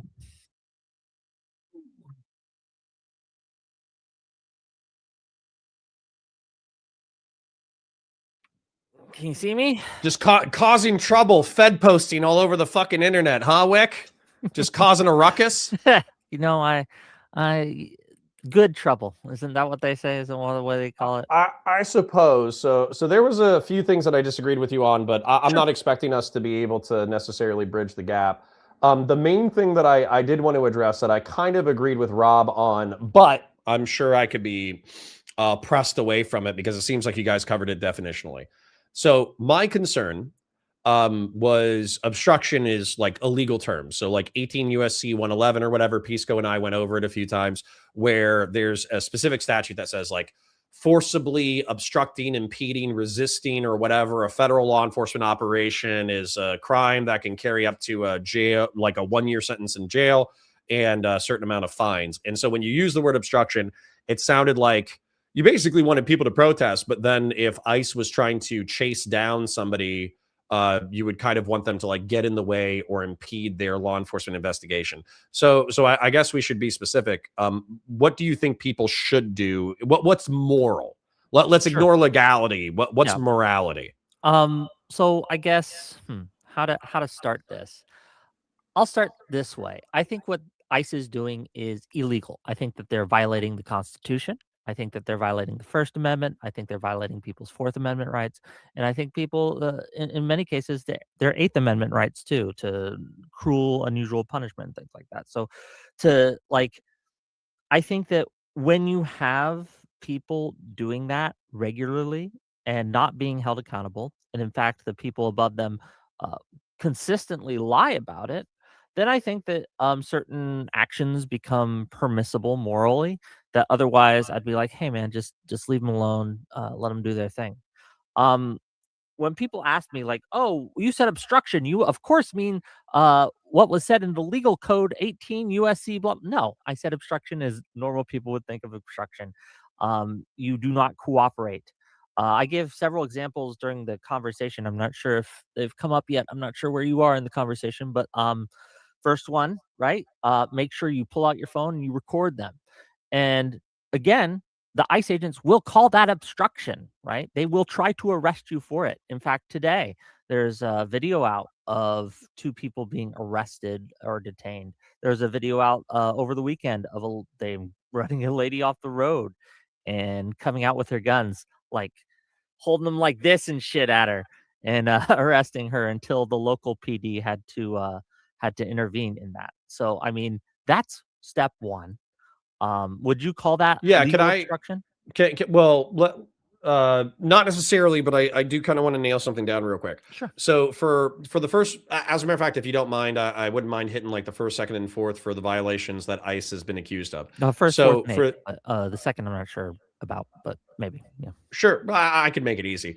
So for the First Amendment, I think that it's been found consistently, at least off of what we've researched on stream, that you have the right to protest, which means that you could be in a public place, you could be on the sidewalk, you could be yelling at them, you could blow your whistles, you could do all that kind of stuff, and you should not face arrest merely for being in a public place and protesting law enforcement. Additionally, it seems like every court case where a civilian has been filming a law enforcement officer, but they themselves were not like physically obstructing or impeding a law enforcement investigation, those have been ruled as like protected by First Amendment. So it seems like that would be the First Amendment rights violations potentially. So I guess my question is, when you say that you think the First Amendment is being violated, if I'm understanding you correctly, it's because ICE is detaining people violating what I've just said. Yes, and they're doing things like snatching their phones, knocking them out of their hands, getting in their face, even threatening in the kind of doing this chilling effect, right? They'll go in like, "This is your final warning. You've been recording us all day, and if you do it again, we are going to arrest you." I do think that is, again, there's a pattern of behavior here. It's not just one officer or two officers, but there's a pattern of behavior we can see that does add a chilling effect. And I do think that violates people's First Amendment rights to record. And if you do record, as we saw in Maine, they'll put you on a database, which is Oh, if you're not on a database, you're not trying. fair enough. But it does seem a little sketchy. Sure. No. It is the only reason why I'm not freaking out. Like, this is well, whatever that movie with the Guy Fawkes mask where they're in like the dystopian UK and he throws knives instead of shooting guns. I forget what that one is called. But the only reason why I'm not freaking out about that with like people getting black bagged and this, that, the other is because I think the Constitution and the Republic is strong enough to withstand the Trump administration. And I also think the Trump administration is almost so laughably incompetent that they're going to like totally fuck it up and burn through their political capital. V for Vendetta. Thank you. So that's the reason why I'm not freaking out. But then I guess I would like to jump to second and fourth and then kind of get into the contention of what we're asking people to do. So for the Second Amendment, what I would say is like people have the right to keep and bear arms. And so the argument would be that this is not my argument, but I think people could argue that Mr. Preddy's Second Amendment rights were violated because he was killed effectively for the mere possession of having a firearm. He didn't brandish it. He didn't threaten the cops specifically. He didn't pull it out. He just had the gun on his person and was killed because he had a gun on his person. So I would view that as the violation of the Second Amendment. I think I think that for the Second Amendment violation, one of the reasons I don't say it is because I think it's the leadership who's doing that. I know several of them have gotten on TV saying, I believe it was the other day, where one of them got on TV and says, "If you come to DC with a gun, we're going to arrest you." Right? Like they've made which is absolutely crazy, and it's going to alienate them from their own base. That was Janine Rariro, something like that. She's like a Lebanese Christian and a total dumbass. Yeah, I remember that. And I don't see ICE agents themselves doing that, and that's why I didn't list it in my thing. I understand the argument of he was killed for having a gun, thus violating the Second Amendment, but I don't know if that's the route I'd take. They came up to him and they started harassing him because of the First Amendment. He was recording. Right. Okay. Well, then still laying out the groundwork of the arguments of the foundation, the violations of the Fourth Amendment that I've seen are effectively detaining people merely for being Hispanic. That's like the main thing that I think is a Fourth Amendment violation. As far as I know, ICE actually does have broad authority to like investigate immigration status, but we've gotten like half a dozen to a dozen cases of people, which means that there's hundreds more. But we've had half a dozen to a dozen cases of U.S. citizens being detained solely on the basis that they're like Hispanic and walking around and engaged in labor, or they work in construction, or they're out on town walking through the neighborhood. They're detained and then they're forced to prove their citizenship status against ICE's suspicions. But realistically, it should be the inverse, where like ICE should have to establish why they think you're a non-citizen first before they initiate the detention. So I would view that as even if there's some like kind of like exception to the rule that they're playing on, I would view that as a spiritual violation of the Fourth Amendment. Absolutely. Well, it's worse than that, actually. There was a whistleblower a couple weeks ago who exposed that there had a memo going around that they were keeping from the public. It was a secret memo that they would only show the officers and take it away, where telling them specifically against the DHS's broader guidelines that in order to enter a home, they did not need a judicial warrant. They only needed an administrative warrant, which is farcical. It's against the law. We've had case law on this, several cases where that's not the case. What's the difference between the two? Because by a judge, except for in a couple exception old cases like hot pursuit and things like that, right? What's the qualitative difference? So I don't even know if I've ever bumped into an administrative warrant before, because I think I only dealt with judicial warrants. So an administrative warrant isn't signed by a judge. It's basically one ICE agent signing a paper and saying, yes, you can go into this house. Okay, yeah, that's obviously mad fucking cringe, and I would say, except as warrants shall issue within the Fourth Amendment or whatever, but obviously, like, if the due process is a single ICE agent filling out a piece of paper, that's not exactly the kind of warrant process that we're looking for. Judge, actual, anyone of the judicial branch involved. So yeah, it's probably okay. So I'm with you there. So we kind of agree that conceptually, there's ICE agents who are being abusive around the First, Second, and Fourth Amendment. So then the question becomes what to do about it.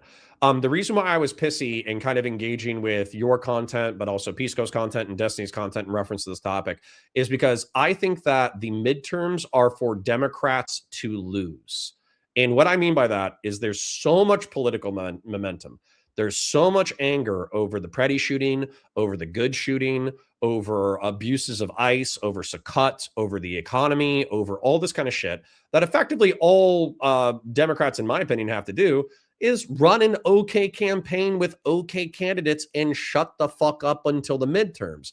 And yet, what I see from some people, I should probably get specific quotes before I impugn them on an individual level, but what I see from some people is like Fed posting about what they should do in reference to ICE agents. And I'm like, what will fuck up the midterms is if a bunch of ICE agents get murdered. What will fuck up the midterms is if there's riots during the summer. And so effectively, I'm trying to avoid a new summer of love where the Democrats squander whatever political momentum and capital they have. And instead of an overwhelming victory where they take the House and maybe the Senate, that way Trump is liable for impeachment, they just like squeak by getting the House because they squander their political capital. So I guess that's what I'm afraid of. I understand so that. how And do you feel you play into that Fed post dynamic? Can you say that last part one more time? I was asking specifically where do you see yourself within the Fed post dynamic? Like how much of the moral crisis of the moment demands action now versus how much of the action and momentum do you think should be saved for the midterms? Maybe I've been using Fed post wrong, but whenever I hear Fed post, I think it's stuff like that'll get you like the FBI will come to your house that you threatened the life of a politician or something. That's what I thought. The way that I use Fed post is typically within dissident circles. When you post something extreme, that's so extreme that it would warrant law enforcement like investigation, they accuse you of being a Fed because you are viewed as like somebody on the inside who is trying to like fuck up the dissident movement by being too extreme and then warranting investigation. Sure, and so for me, if Destiny's like, oh, well, when you say, as an example, that you think that we should carry the same amount of disdain for ICE as we would domestic terrorists. Well, for me, I'm thinking of like the San Bernardino massacre. I'm thinking of the Oklahoma City bombing. And for those people are deserving of like incarceration and death. So at that point, based off of that moral inference, like ICE officers, if they're being comparable to domestic terrorists, then they're deserving of incarceration or death. At which point, I think it would be logical for somebody in your audience to infer that, like, even if it's illegal, then the moral crisis of the moment is worth taking action on in maybe an extrajudicial way. And that's what I would call would be Fed posting. So I tried to make this very clear throughout the conversation with Rob, even though Rob lied about it all through the discussion. And I'll try to make it clear here. And I made it clear before in my initial post.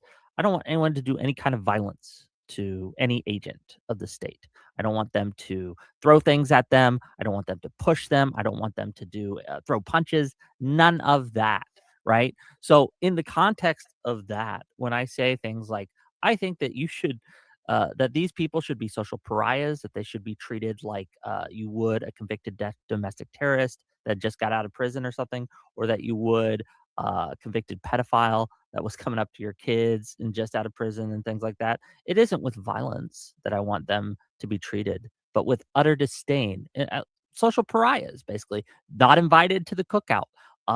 Don't have them over for dinner. Domestic terrorist and pedophile, for some other people who might be more violence inclined, I think that implies a higher level of derision. Sure, but you'd have to ignore my other statements too in order to think that I was meaning that. Okay, so it's not like this. Not focus on the entirety of what I'm saying. It's not a meta ironic wink wink nudge nudge where No. you're trying to get If I want people someone to if I engage in want someone to do violence. something specifically violent, I will tell them, right? Okay. And there are cases where I think that would be the thing to do. Like if like I gave this example to Rob, if 3 ICE agents were graping a woman just out in public, then yeah, you should do violence to stop them.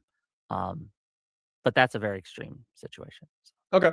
I do want to address something in chat because I had a couple of conservatives jump in real quick, and a friend of the channel, Hosbar, and saying, I don't think he can argue. Wait, hold on real quick. There was 2.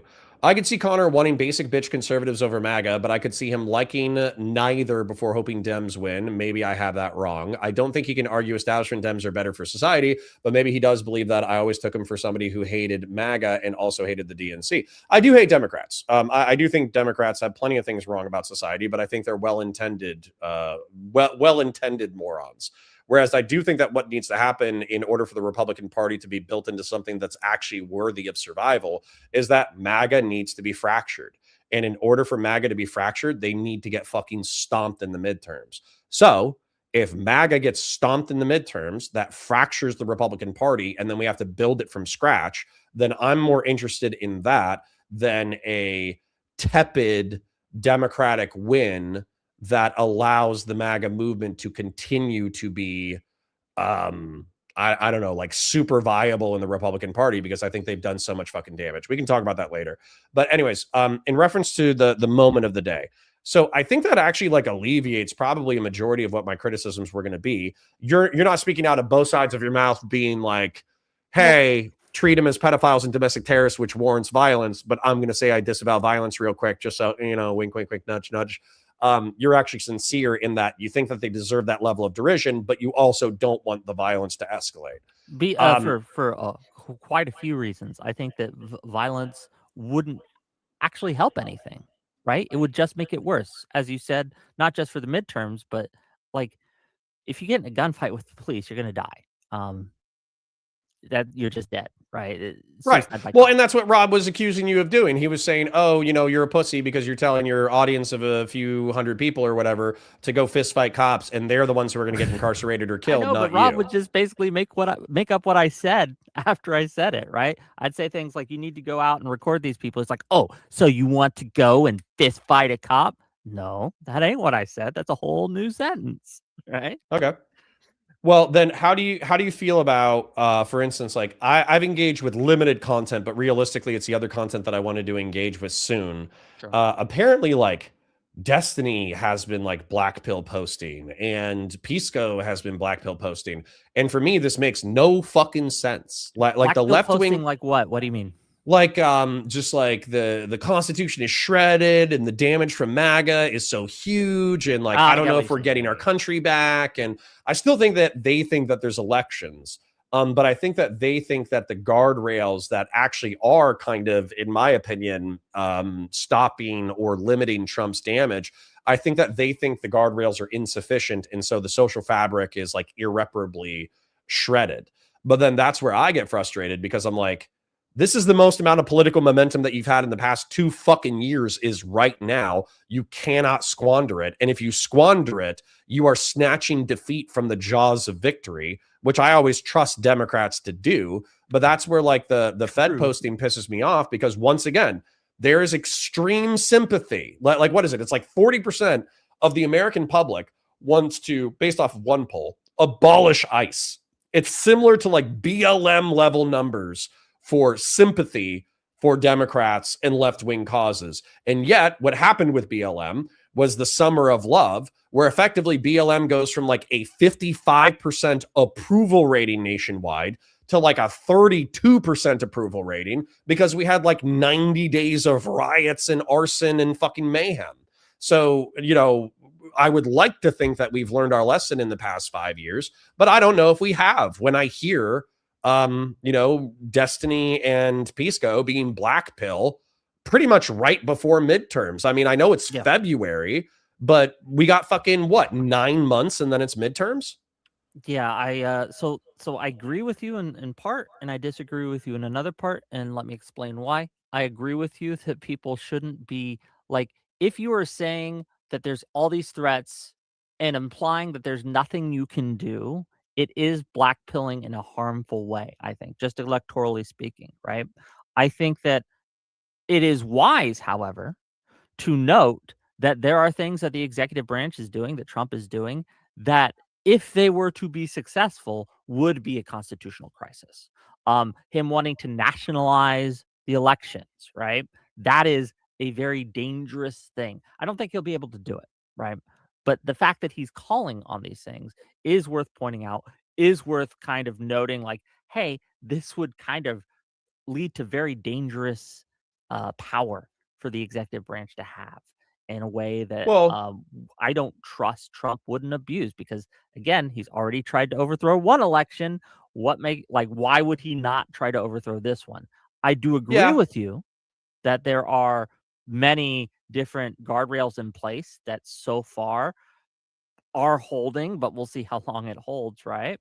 That we'll get to the midterms, and I think that once we get power back in the Senate and once we get power back in the House, I think we'll be on a better place. But yeah, Well, that's my thought. and I understand like the fear and the anxiety. I think what's going on is effectively like I've done this analogy with Pisco before, where like as a guy who was definitely raised by Reagan Republicans and also even views a lot of my politics as neocon. If you don't trust that and you just say I'm a Democrat in the closet, go ahead and check out my ICE coverage and see how much my liberal audience enjoyed it.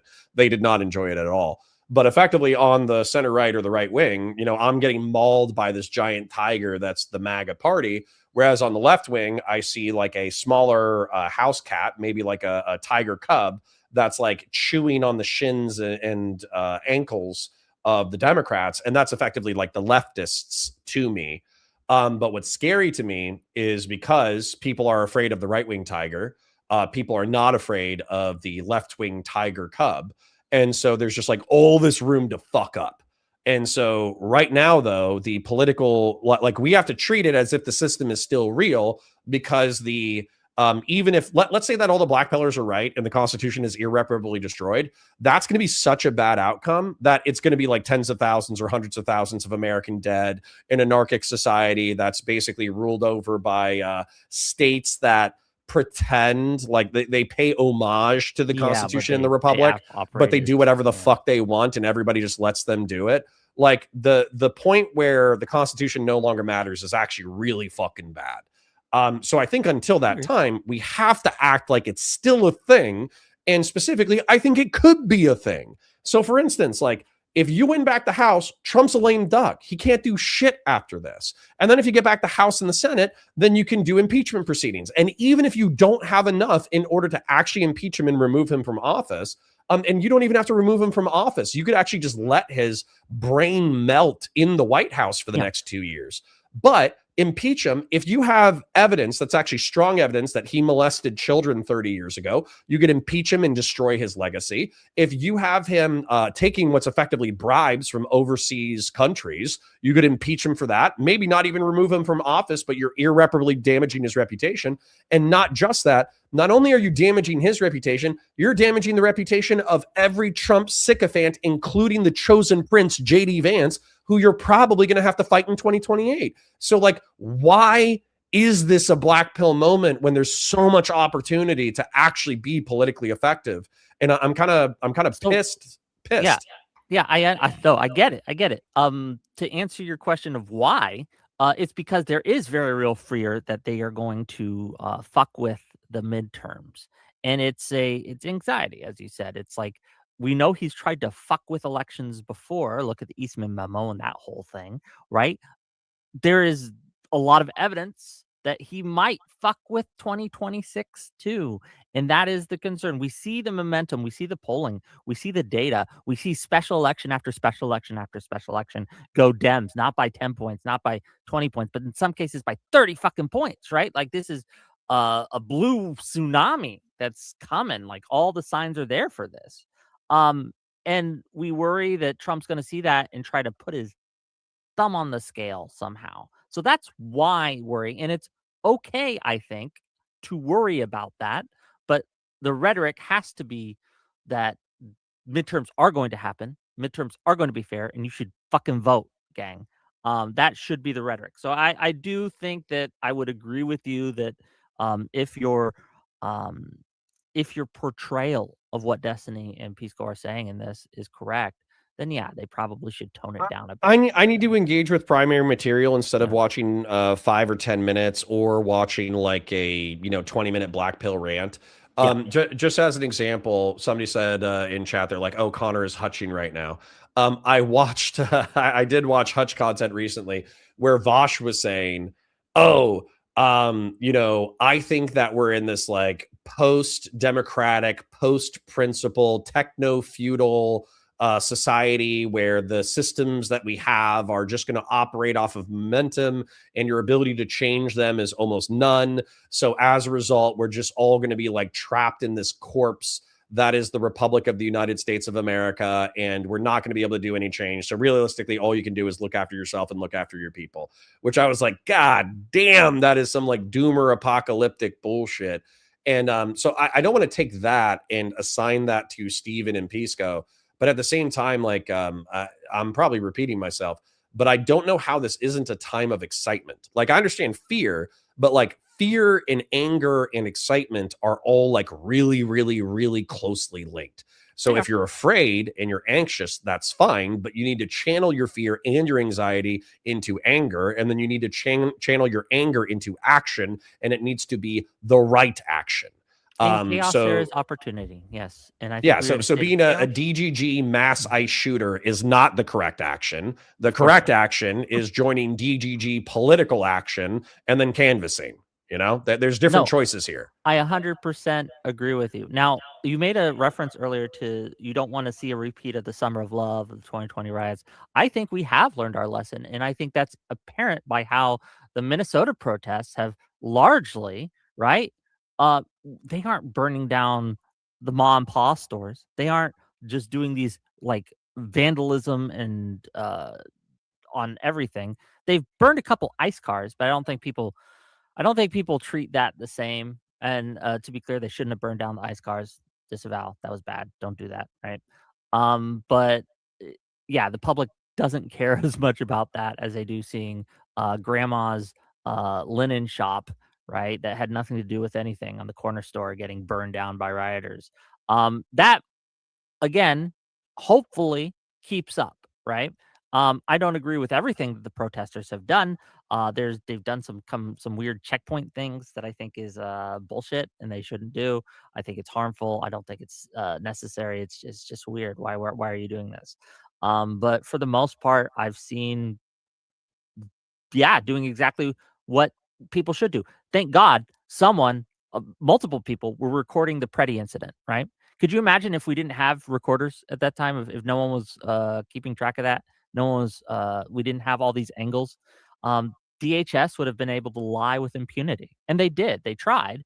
They came out with a statement that was just utter fabrication of what happened, saying that he was like, Yeah, like a domestic terrorist mass and shooter. that he was planning to like massacre cops and shit. I don't have the quote up on me now, but it was wildly inappropriate to say and wildly just not in line with the facts. And can you imagine if we hadn't had all those videos? People would have been saying Preddy probably pulled a gun on him and shot a few rounds off before they started firing. It would have been crazy.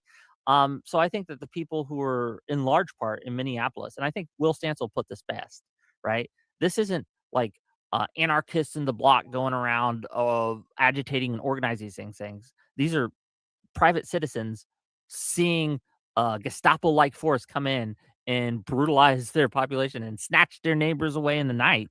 And they're saying, we don't want this. And we're going to follow you. We're going to report on you. We're going to record your crimes and all these things. I think that's a good thing to do. I think that's a moral thing to do. I think you should do that. Yeah, no, and that's where I think people have it mistaken. So I've described where I got into trouble with my audience is mechanistically. I described how or mechanically, I guess. I described how the Renee Good shooter is probably not going to be charged or incarcerated. I also mechanically described how I don't think the people who killed Alex Preddy are going to be charged or incarcerated. And so mechanically, I was describing that. But then, once we fought over the level 1 arguments, the most basic bitch level of arguments, we also talked about prescriptions. So actually, just so we don't loop and just say like, oh yeah, we agree, like we should white pill, we should fight, we should do this, we should do it the right way, because otherwise we're just going to repeat ourselves. So I kind of wouldn't mind sharing with you what I would do ideally. So for me, what should come out of the Renee Good shooting, and not everybody agrees with me, is the concept of officer caused jeopardy. And I've had some conservatives object to this, but I don't think they have good objections to it. So officer caused jeopardy is being decided by the Felix versus Barnes case, went up to the Supreme Court. It got a limited ruling. It got kicked back to a lower court. And the Felix versus Barnes case is arguing that officers should not be permitted to put themselves in danger in order to provoke a use of force that then results in death when the crime is not correlated to like necessary law enforcement action. And so the Felix versus Barnes case specifically is a guy who got pulled over in his girlfriend's car. His girl had like outstanding fines or something like that. The guy decides to like take off for whatever reason, which is fleeing, eluding, and a felony, and he could have gotten a warrant and gotten arrested or whatever. But the cop jumps onto the skid of the SUV and then uses the pretext of the vehicle taking off to say he's an imminent threat of death or great bodily harm, because if he's thrown off the car at 40 or 50 miles an hour, then he could die. And so he shot the driver. So the argument is not whether or not he's an imminent threat of death or great bodily harm. He's an imminent threat or death or great bodily harm. The argument is whether or not an officer can force said situation in order to put themselves in imminent threat of death or great bodily harm to take action. Arguably with Renee Good, I would say that you showed me the DHS policy. I don't know if it's valid, but I'm going to presume that it is. DHS policy saying that, unless otherwise possible, do not walk in front of running vehicles, right? Like, I think we both saw that policy. I don't know the exact wording, right? Because again, I don't have it up. I just want but we've seen that it exists. And not just that officer has been dragged by a vehicle previously, okay, and got stitches as a result. The guy who killed Renee Good. And on top of that, he walks in front of the vehicle in order to film her, walks around the vehicle to film the license plate, walks to the passenger side, and then walks in front of the vehicle again when other officers are coming to detain her. So for me, if I was to change the law and derive something from the Renee Good case, what I would derive is if you maliciously or negligently cause officer caused jeopardy, which is where you provoke a use of force through negligence or maliciousness that results in injury or death, then that should open you up to civil suit. So that's how I would solve that. So what objections do you have to that? I don't have prescription? an objection to that. I think that would be a great official kind of law in the books, and also policy for people to follow. A large part, it's already on the books policy-wise for many law enforcement agencies, including the DHS, right? Is saying to avoid officer created peril or officer caused peril, whatever exact term you use. But I wouldn't mind seeing it codified in legislation. No, that's perfectly fine. Then for Preddy, I would say that what I would do is I think that what the cop getting his panties in a twist and then pushing and pepper spraying people, I don't know how to write past that. So I'm not even going to try. What I would say caused Mr. Preddy's death, though, sorry, I got an itchy nose, was miscommunications around the firearm. So effectively, you have a law enforcement officer who goes to grab the gun and then run away with it. And then either he or another law enforcement officer screams, he's got a gun, he's got a gun, he's got a gun, he's got a gun. And then my presumption, it is a presumption, is that the guy who shot him in the back believed that when somebody's screaming he's got a gun, that not only does he have a firearm, he's going for it, and that he's in him or other people are in imminent threat of death or great bodily harm. But that's effectively a miscommunication that resulted in Mr. Preddy's death because he was unaware of the disarm.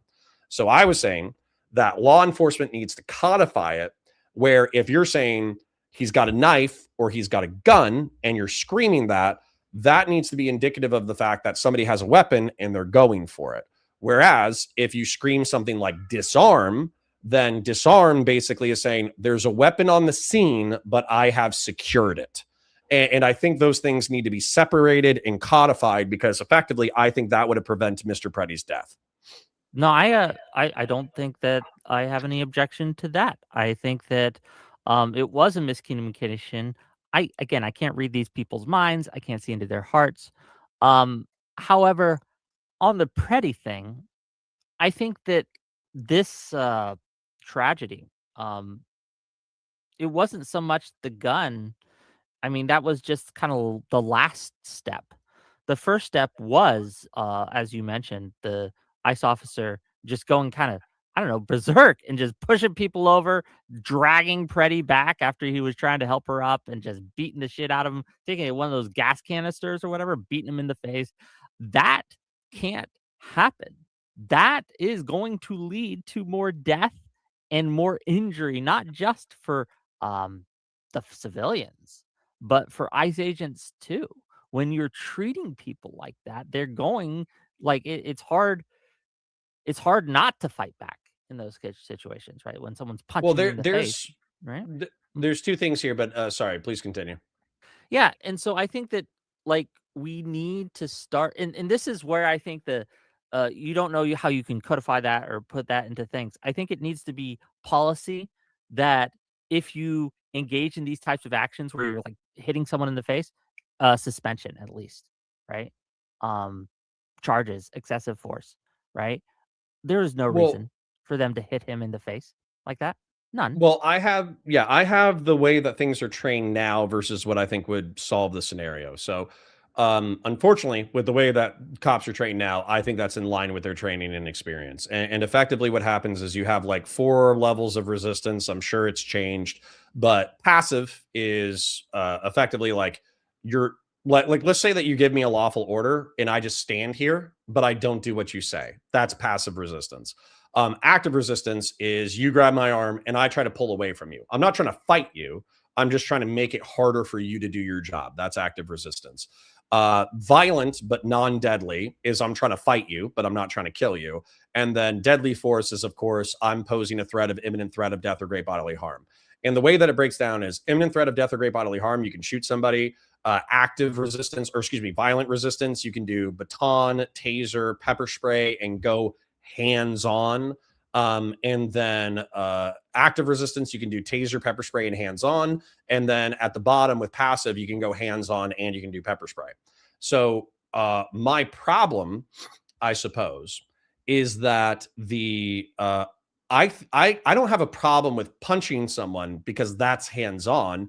I have a problem with punching someone because it's ineffective.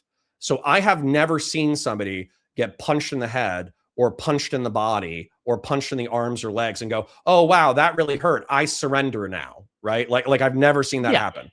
What I've seen instead is I've seen people ball up and then, keep their hands in a protective, gesture. And then when they go to get arrested, they're still balled up because they're protecting themselves. But then because they're balled up and they're still holding their shit, they use it as an excuse to keep hitting someone.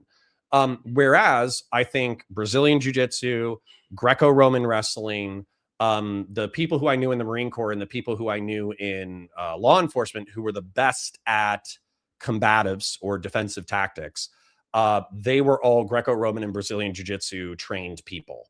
And so with Brazilian Jiu-Jitsu and with Greco-Roman wrestling, what it comes down to is bodily mechanics. You're not trying to strike somebody to knock them out, which, by the way, you could also kill someone just by hitting them in the head and then they hit their head wrong on the pavement. You're trying to manipulate joints like elbows and wrists and legs and all that kind of stuff into the right position. Now, unfortunately, though, that would take I'll wrap this little piece up. That would take a complete rewriting of current law enforcement curriculum where striking is an emphasized part of the training. Whereas I think you would need to rewrite it where wrestling and grappling would need to be the focus. I can't speak to how hard it would be to implement these things because you know much more about the training, much more about the current best practices than I do. I'm merely suggesting that ICE, unlike other police officer forces that I have seen, instead of having policies of de-escalation, they have policies of violent escalation. And I've seen enough videos of this that it's not just a couple bad officers doing this, but it's probably by design. policy, some sort of policies in place. And that is one of the reasons that I think, to kind of draw it real back to the whole, show you were watching with me and Rob, is why I think in this case you have a duty to not cooperate with them, because they are violent agitators.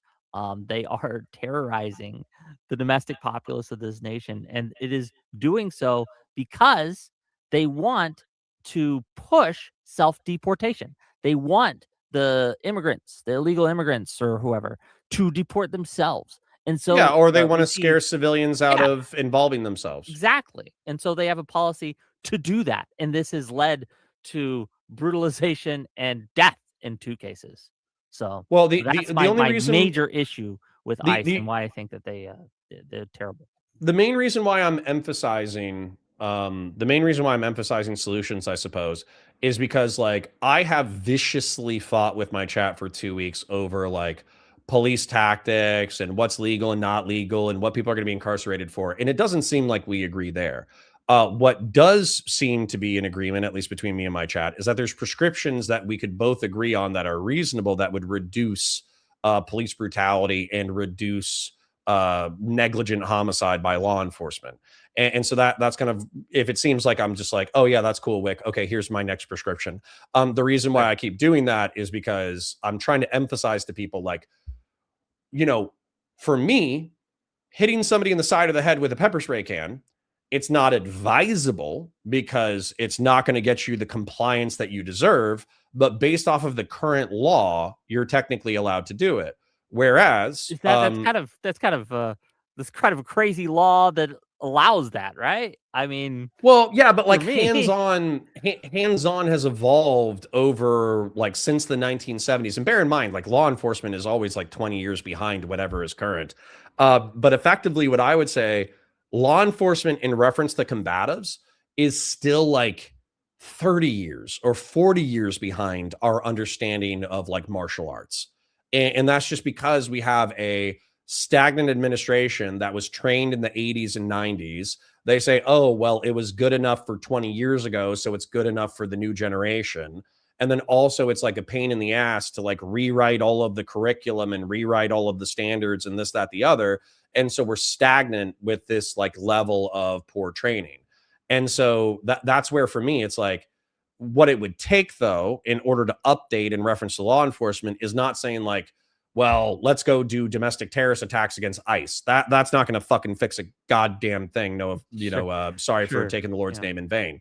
Whereas what could fix it is saying like, hey, law enforcement is wildly out of date. There's some huge cultural issues here. And if we want to reduce police homicides, we need to do this. And it needs to be something that law enforcement itself could buy into, or else it's not going to happen. in the case of ICE, however, I don't think that will happen or can happen until this administration changes.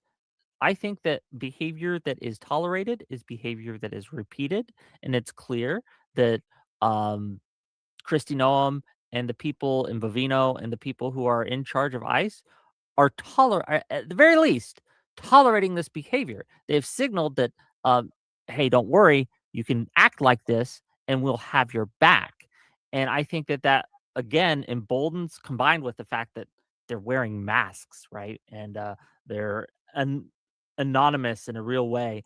Yeah, they're I think it's creating huge kind of perverse incentives for these officers, ICE agents, who are in some cases, high tense, high stress situations, right?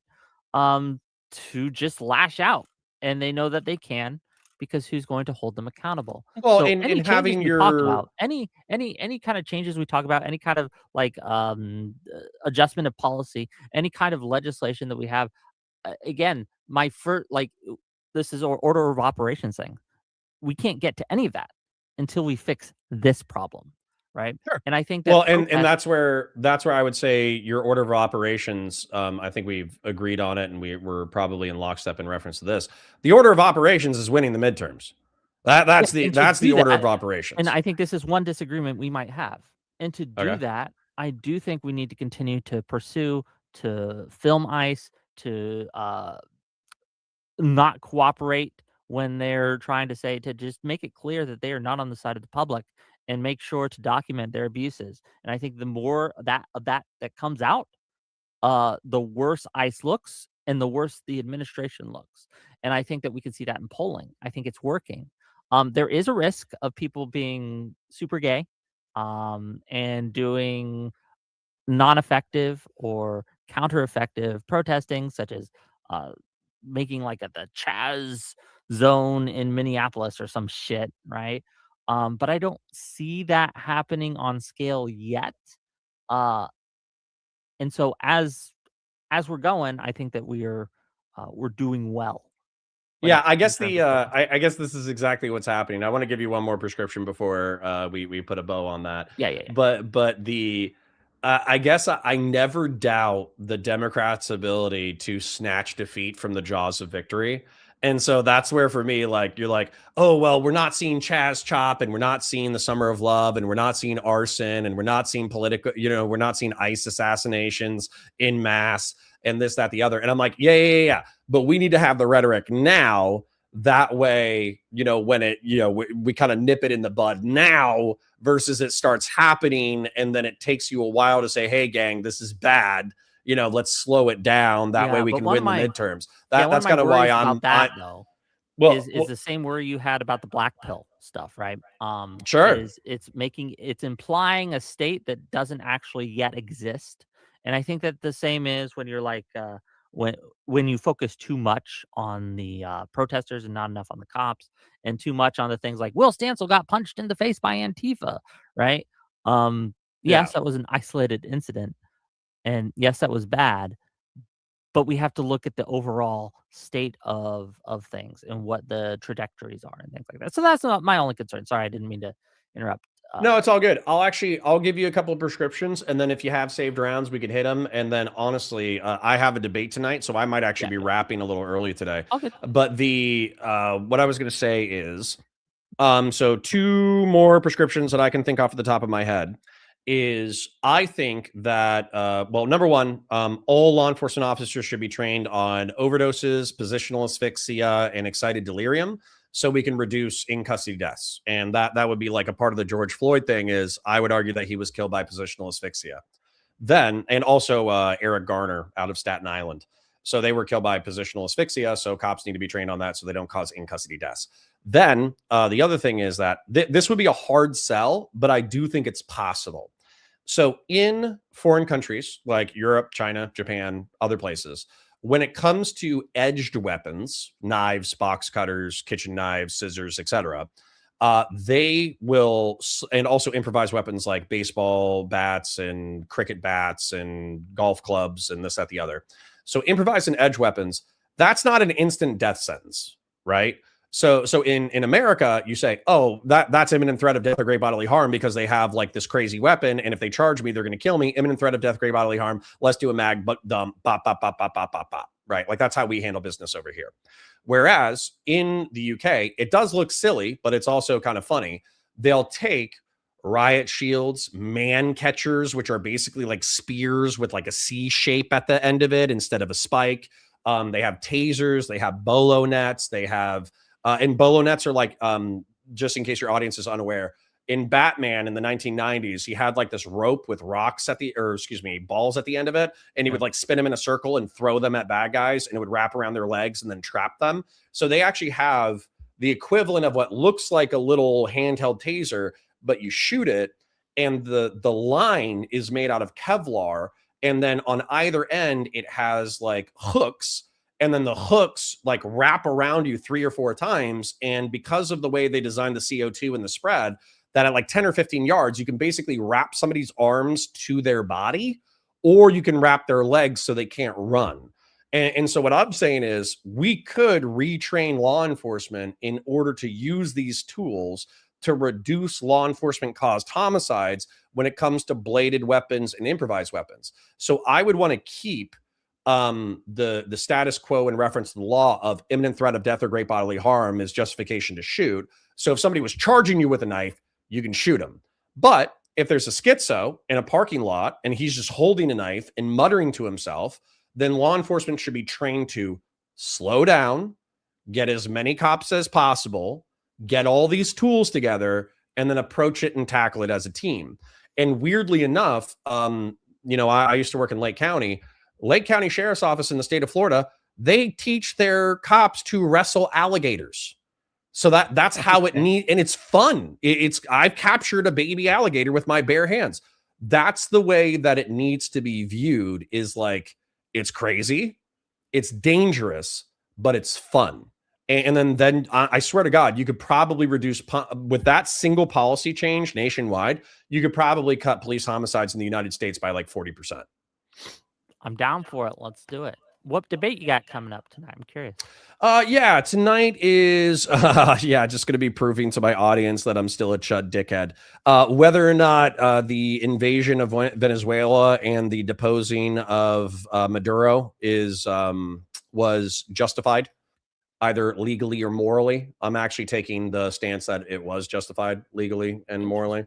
So a little bit of a spicy take, but it should be fun. And that'll be on Speakeasy's channel. So I'll be going live with Speakeasy tonight. Oh, nice. What time? 9 p.m. 9 p.m. Okay. Before that, dear viewers, you can check out my debate on my channel, right, at 6 p.m. with Lactoid, Gen Z, Pisco, and Irrelevant. And they're going to be debating over the Don Lemon thing, whether that was justified to arrest Don Lemon. So, yeah. And EST, guys. So Wick's in Pittsburgh. You're in Pennsylvania. Pennsylvania. He's in Penn. I'm in Florida. So, yeah. All All right, buddy. Okay. Well, I'm gonna let you go. I'm gonna go yap with chat for a little bit, and then honestly, I'm probably gonna dip out on them a little bit early, just because I'm gonna be giving them 3 or 4 hours of content tonight. Have a great night. Okay, man. All right. Thanks for dropping by, bud. I appreciate you. All right. Well, thank you, Wick. Thank you, Wick, for the content. We have a couple of options. Okay, we have a couple of options. I kind of want to run because I feel like we did a decent amount of the debate. We got Wick's takes. We fought, et cetera, et cetera. We're good to go. So you know what? I'm going to make a judgment call, and I'm actually going to dip out because I am exhausted from last night, staying up until midnight and then streaming this morning. And then I'm also giving you guys another 3 or 4 hours of content tonight. Not just that, but I think Destiny just went live. He's probably just playing Arc Raiders. Let's be real. But still, I'm going to thank everybody who participated today. Like the stream, share it with your friends, engage with chat, super chats if you got them, memberships if you got them. If you want to see me again later today, be back at 9 p.m. EST. I'll be live on Counterpoints Politics. If you want to catch me tomorrow, 9:30 a.m. to 2:30 p.m. on Valor Media Network. So let me go ahead and thank the people who have already supported the stream. Airborne Kite with a 2 Canadian. Thank you kindly, King. You said, I once again demand handcuffing as a combat sport. I think handcuffing should be an extension of a combination of Greco-Roman wrestling and Brazilian Jiu-Jitsu. They should take the best of Greco-Roman and Brazilian, combine it into a single wrestling martial art, and then they should add handcuffing, and then that would be the perfect police martial art. Vaz Rocco with the gifted membership. Thank you for being my favorite lurker. Zephyr Hash says, from Trump's POV, it's no good to rig the elections 9 months early. He will cause a lot of chaos a few weeks before when it's too late to investigate. But that's my point, Zephyr Hash, is that you shouldn't give him the opportunity to create the chaos before the elections in order to give him the opportunity to invoke the Insurrection Act and or declare some kind of federal oversight over elections. Don't give him the excuse. Kick his ass in the elections. Sean Kaplan for 5 says, follower of Korn recommending light sparring matches. Lol, true. That's me. Michael Hatchtube with 2 says, oh my God, Wick TV, you Kenny'd Pisco, you bastard. True. Michael Hatch with the 5 says, imagine Wick said the same about Noerr wanting Charlie Kirk's end. I did read this one earlier, so I'm just going to thank everybody else rather than reading the chats. But yeah, if Wick had said, oh yeah, Rob, you wanted Charlie dead so he could be a martyr for the conservative cause, I'm pretty sure Rob would have freaked the fuck out. So yes, that's a perfectly astute point. Anonymous Chatter with the 10, Oceanus with the 5, Oceanus with the 2, Michael Hatchtube with the 5, Fast and Bulbous with the 5, Hood Monkey with the 2, Fast and Bulbous with the 5, Real Serious with the 100 Argentinian pesos, John with the 5, Real Serious with another 100, Rick Rock with the 10, Oceanus with the 2, Fashion 40 with the 5, Jen Winkler with the renewed membership, Fashion 40 with the renewal, Vazraka with the gifted, Old School with the 5, and Christian Vlaris with the absurdly generous $300 super chat. So I have given you approximately 4 hours of entertainment, and I'm going to give you another 3 hours tonight. Okay, so it's going to give. I'm going to have 7 hours of content for you today. Okay. So I know Christian Blaris is mad at me for leaving early, but I will be back tonight. 10 Train says, no shame in naps. Cats know the way. True. Patriarch says, Connor, is there an option to watch you make an announcement of an upcoming debate on Discord? Yeah, in the announcement section. It's going to be 5 minutes before I go live, but I'll do it. I know that you don't want that, but it'll 5 minutes before. Send Patriarch says, have a good one, homie. I'll catch you live. Stream snipe. Thank you, King. Randy Chang says, thanks, Connor. GG chat. True. Taylor says, Fatsimo, laugh my ass off, low IQ. Think a timestamp on raw video is absurd. Why? Plebiscide says lasso and hogtie. True. While naked, says Christian Blaris. Not sure what that's in reference to, but okay. Oh, no. Handcuff combatives while naked. Got you. Okay. I'll talk to the wife about that. Officer Nasty says, later, y'all. No dog picks for us, I guess. Well, not today. Don't give MAGA leverage as they are drowning. Correct, Paper Citadel. Hope to see you again. Fell Runner says, you had over 200 viewers. Good job, buddy. I do think it's because the liberals were taking the day off. Demon says, good convo. Thank you. I bet Connor thinks he doesn't have the to make a Discord announcement. Thanks to Ask for asking info about that debate. Yep. Hosbar says the offer needs to unreasonably and foreseeably create the danger. I think Renee Good qualifies like maybe a car already moving and the officer jumping in front. Yes. Correct. Maybe you should add unreasonable as a part of the statute. Correct. Plebiscide says, I gave your mom 7 hours of content last night. Based. Dana says, look at you running down the ledger. Good. What, Connor? What time tonight? 9 p.m. EST. Senpai Direct says, Wick is based for making Connor announce a stream. True. Generic Play says, I'm a lib cuck, but I like Connor's prescriptions. Thank you, Generic Plays. I'm trying to be as reasonable as I can be. Hosbar says, standing in front of her car added risk, but the threat didn't become imminent until she pulled forward. It's not that difficult. Sure. I agree that Renee Good had a level of responsibility for the situation. Officer Nasty says, I've never seen fat old dog climbing ramp. I'm killing myself. No, you will. You will. Just not today. But anyways, like the stream, share it with your friends, engage with chat, super chats if you got them, memberships if you got them. I parasocially love you. Thank you for being here. I will see you tonight at 9 p.m. EST. 10 Train says, always miss your streams, West Coast. Sorry, King.